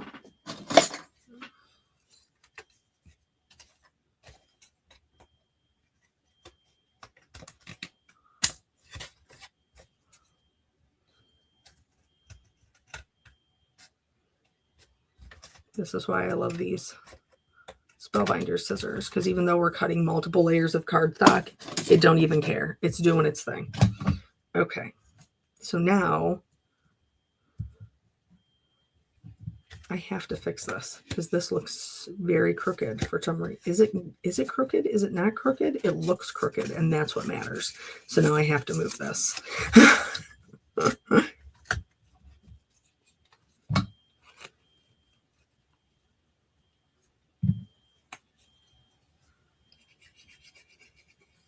I agree, Betsy. Like, don't fault the ones that don't show up because it's very time consuming. It's very costly.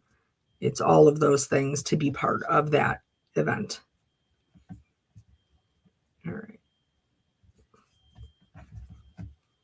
Nope, too low.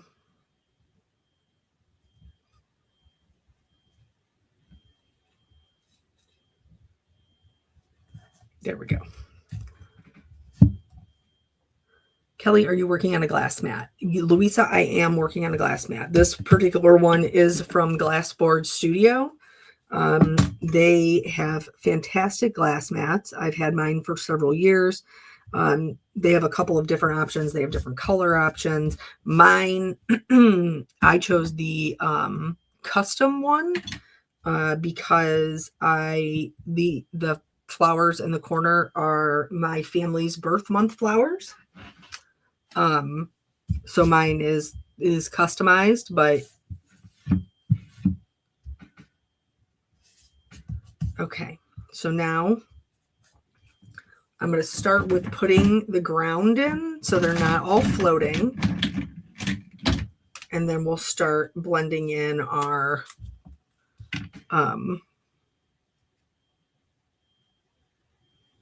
blending in all of our white outlines. You know how we do. We can't let them just be out there like that.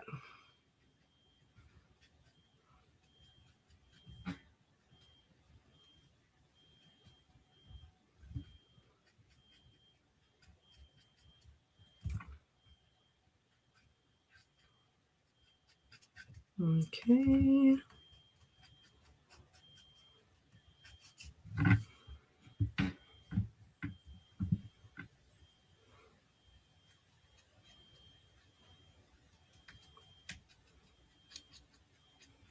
So I'm just adding a little bit of shadow underneath them. So they're not just floating all over the place.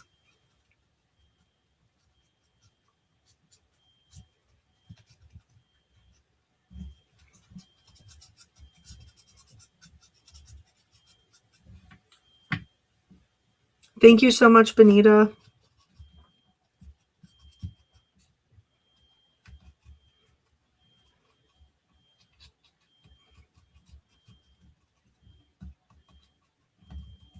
Okay.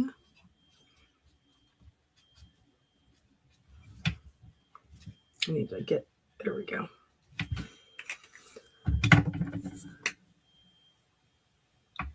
Thank you, Laura.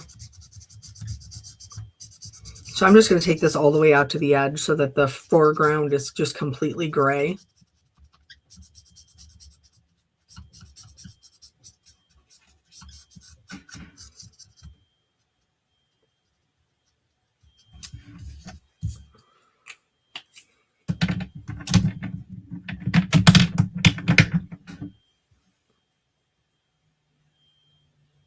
Does anyone know what scissors are best for left-handed person with arthritis? I don't know personally, but I think I've heard very good things about the Tim Holtz scissors for people who are left-handed. All right, so I'm just going to start somewhere and start blending in my white outlines.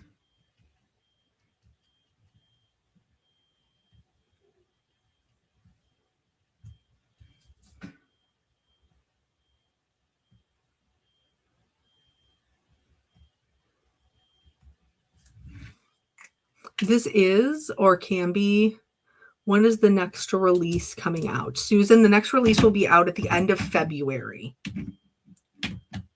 I am going to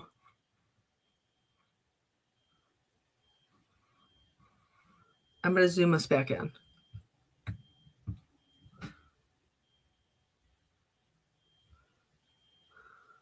Okay. Lori, enjoy the outside.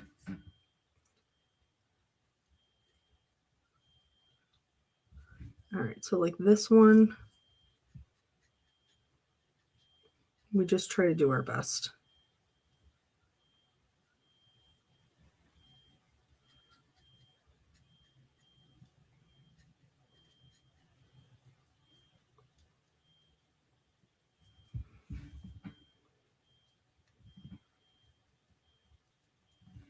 It doesn't have to be exactly perfect. We're just doing our best to get them to blend in a little.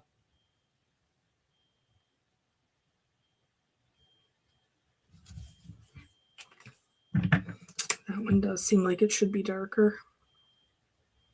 There we go. But so does this. Okay.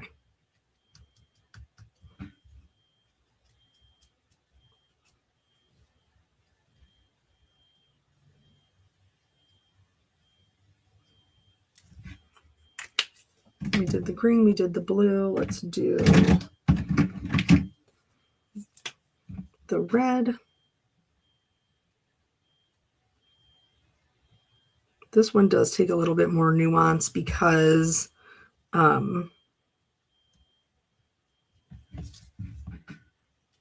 kind of have the different colors of the flowers in there.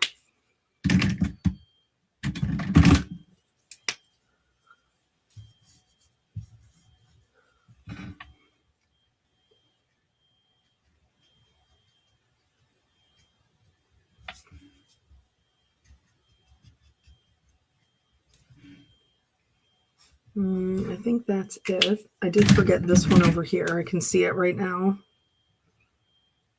This leaf. I got that one. Okay. And then the purples. And the lighter purples. Okay. So like this right here is all going to be purple. This one will be the most challenging because it has the most going on, but I'm just going to follow the same kind of lines that are already there to help it to blend in. I was hoping I could avoid the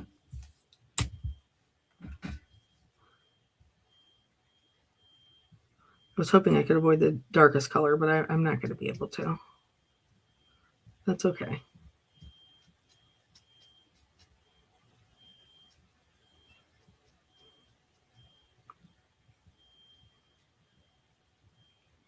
Okay. See, I want to bought this up before, but you're doing such a great job with it. Well, thank you. I appreciate that. When we put the set together, when I was drawing it, I knew I wanted it to be something that was like really versatile and would work for a lot of different things.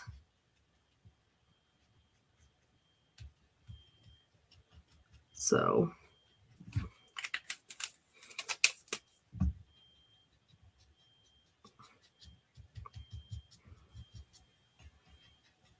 there we go. Okay.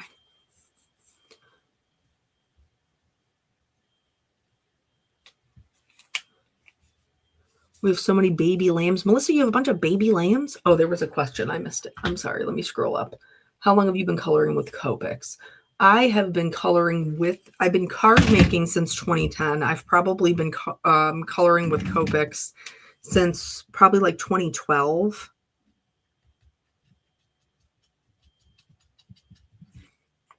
Okay. Oh, there's more purples over here I'm missing.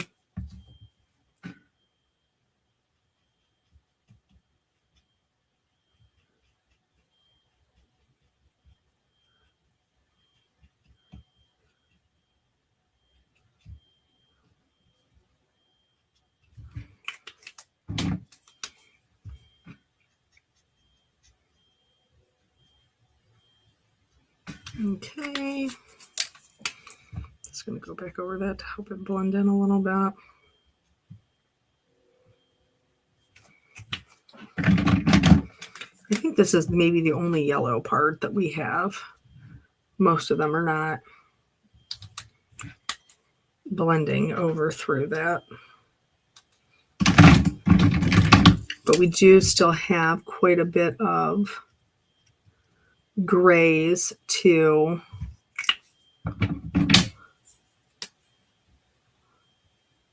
don't forget the purple flower that butts up against the leaf. Purple flower that butts up against the leaf. This one?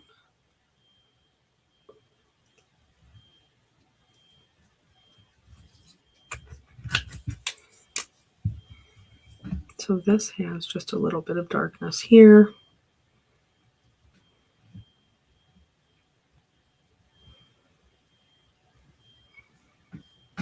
This whole piece back here is dark because that's what color we colored the cupcake holder.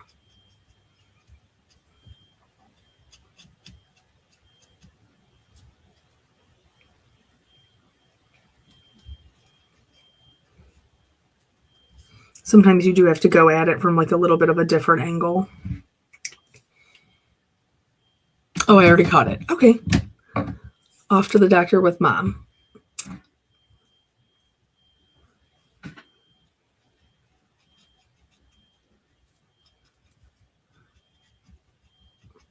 I think it's lovely. There are so many of you who are taking care of your parents. I would not have traded that time with my mom. Even though it was exhausting, and I'm sure a lot of you are exhausted because caretaking is very challenging. But I do not regret having that time to be with her.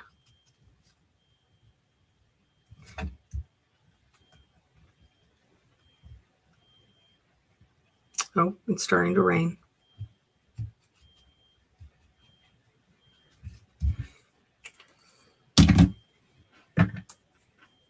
Oh, is it rain? Is it snow? Looks a little heavy. It looks a little heavier than rain. All right, so blending that in.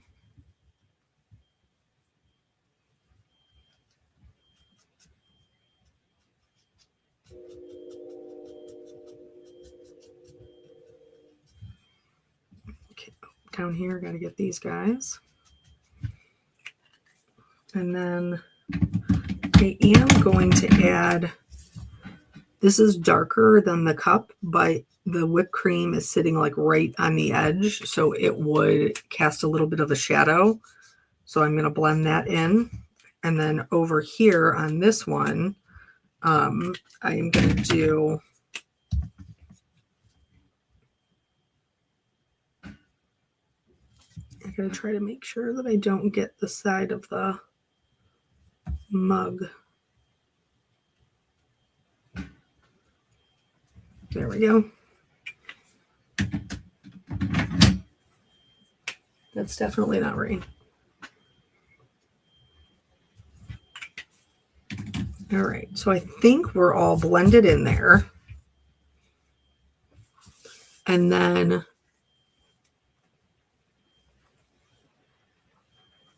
bye, Susan. So I think in order to give it just a little bit of color up top, I'm going to go in with a blue here.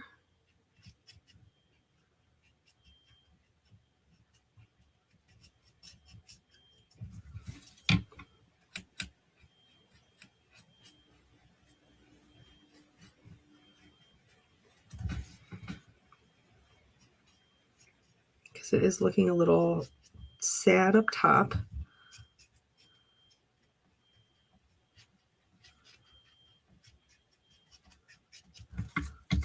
So I'm going to go over this. This is a B01.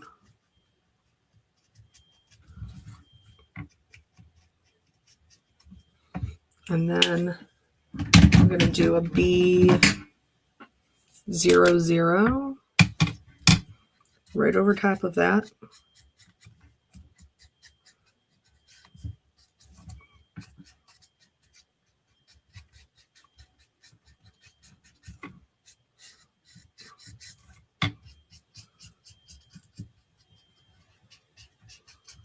Okay. And then a B quadruple 0. And each time, remember we talked about it a lot in this card, how the lighter colors bleach out the darker colors. So I'm going to make sure that I'm going over those and blending them kind of up and out. Right now, it looks still really heavy and dark because we still have all the moisture from the alcohol. But once that dries, then the color will be a lot lighter.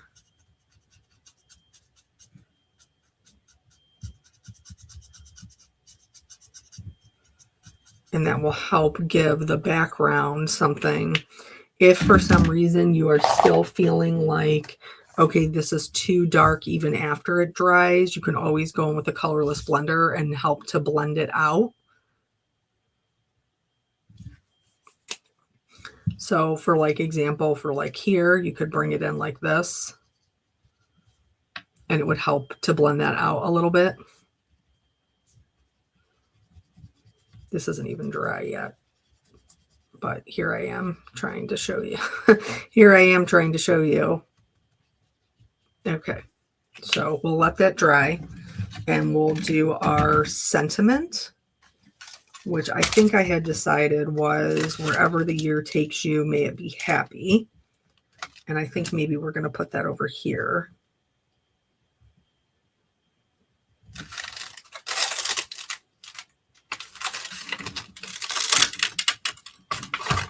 And sticking it with our gallon pint quart, I'm going to do it in teal. Oh, look. Okay. I found a perfect little scrap. A perfect little scrap on my on my floor.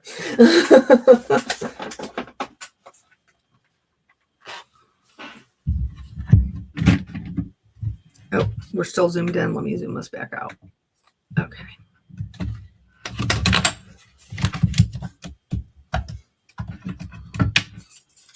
This is a long one. We colored a lot of images, and coloring does take time.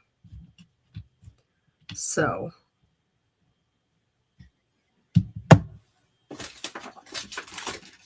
where did I put my, there we are. Excuse me while I do a minimal amount of cleanup.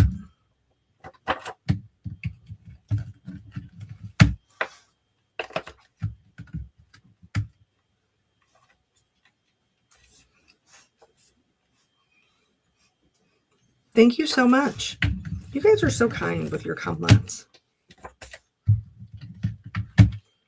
Okay, and then I'll put that on there too, just to make sure we don't lose it. What did I do with my little acetate sheet? Do I even know? No, I do not. All right. So we're going to do this one. This one's a little bit cattywampus, so it fit the whole sentiment on there, but that's fine. And then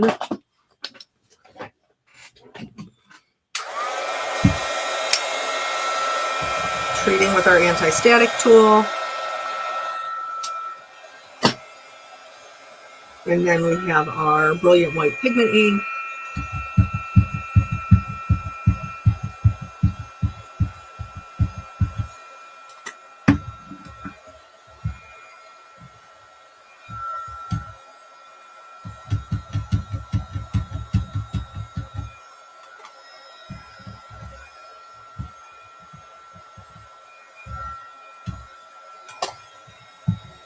Take this little guy.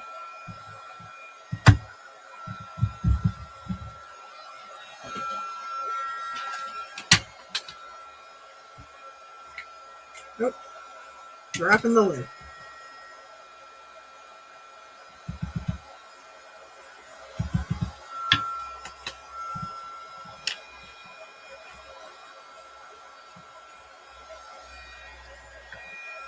Oh, I'm so glad your mom loves it, Erica. That's so nice.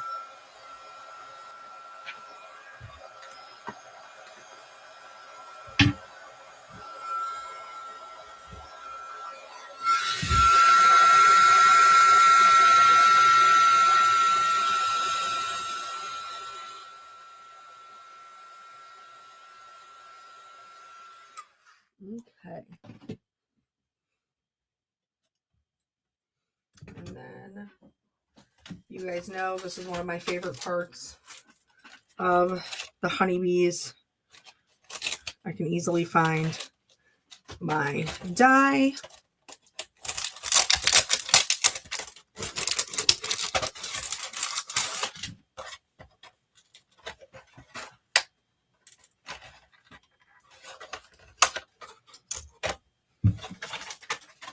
Okay. I feel like it's been a really long time since we've done a full-on like edge-to-edge scene like this. So I honestly have no regrets. Okay.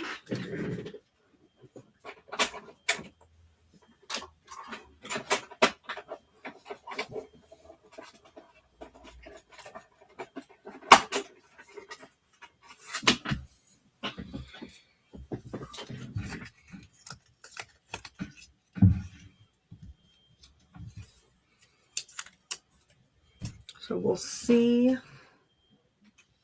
if that's where it goes best.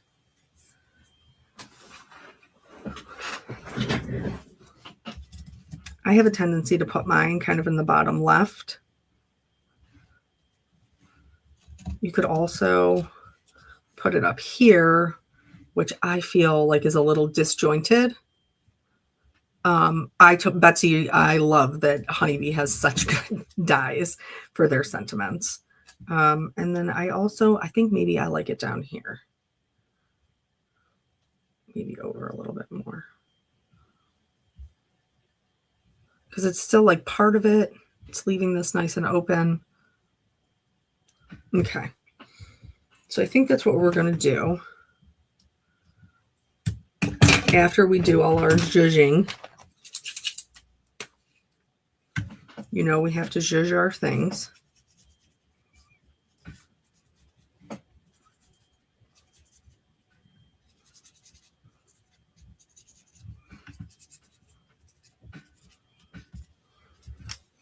So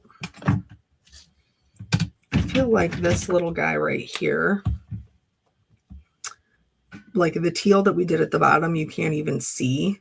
So I'm going to just give him a little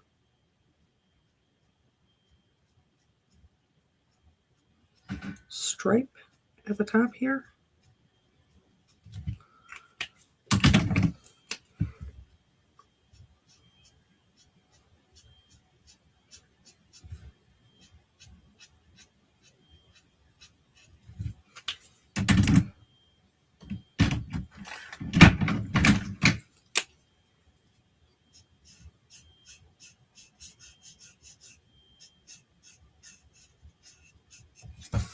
There we go. Just to kind of, you know what? That's not, that needs a little bit more roundness.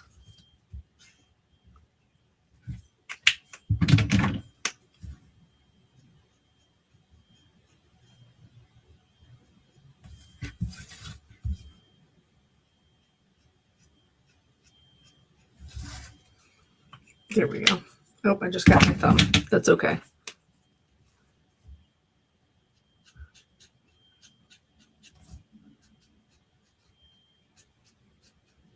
Okay.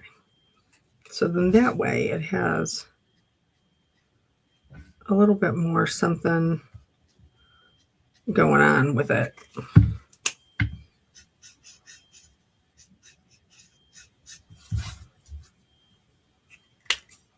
And then you could also do one, you know, at the bottom, but our sentiment's going to go there, so I'm not going to be totally worried about that. Oh, thank you so much. My husband did a very good job picking it out. And since I want this to be, you know, it's a stamped, so I want it to look like it's part of the stamp. So I'm just going to outline it.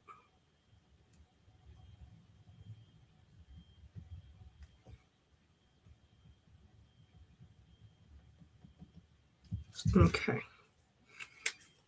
All right. I might have to mess with that a little bit later because it's not 100%, but that's okay. So now we're going to add some highlights to our whipped cream.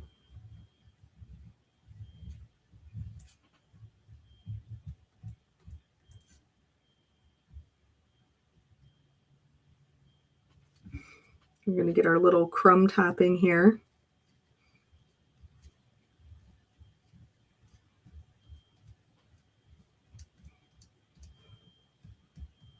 Centers of our flowers. The high points of our cupcake. I like to just start at the top and let them kind of glide down. We're going to do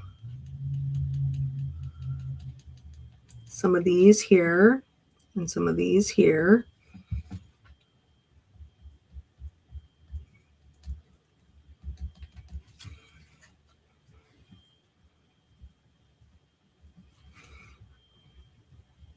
Get some highlights along here as well.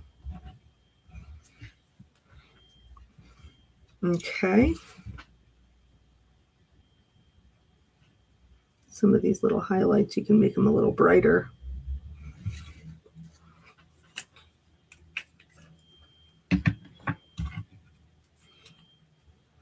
Now,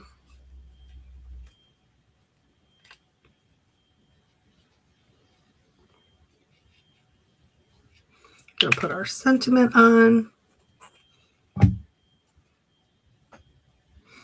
So with the white pen, I always recommend the 10. Oftentimes people buy the 8, and the 8 is a fine tip and it does dry up pretty easily. Sorry if this has already been asked. No worries, Jenny. Name of the sentiment set. The name of the sentiment set I used is called Be Still. Okay, so those are those. And then, do I have any? Let me grab some. Let me grab some little gems here.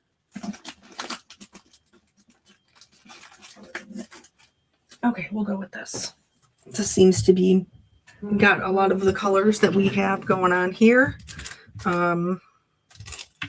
This is the Simply Spring.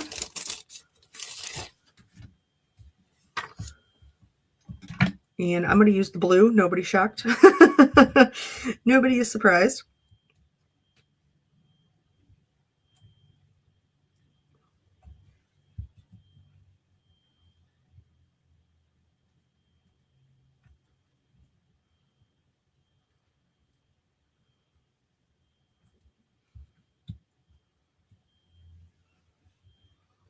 I'm going to do them up here. Okay, our little gemstones there. I think they're very, very cute. Okay. I will probably have to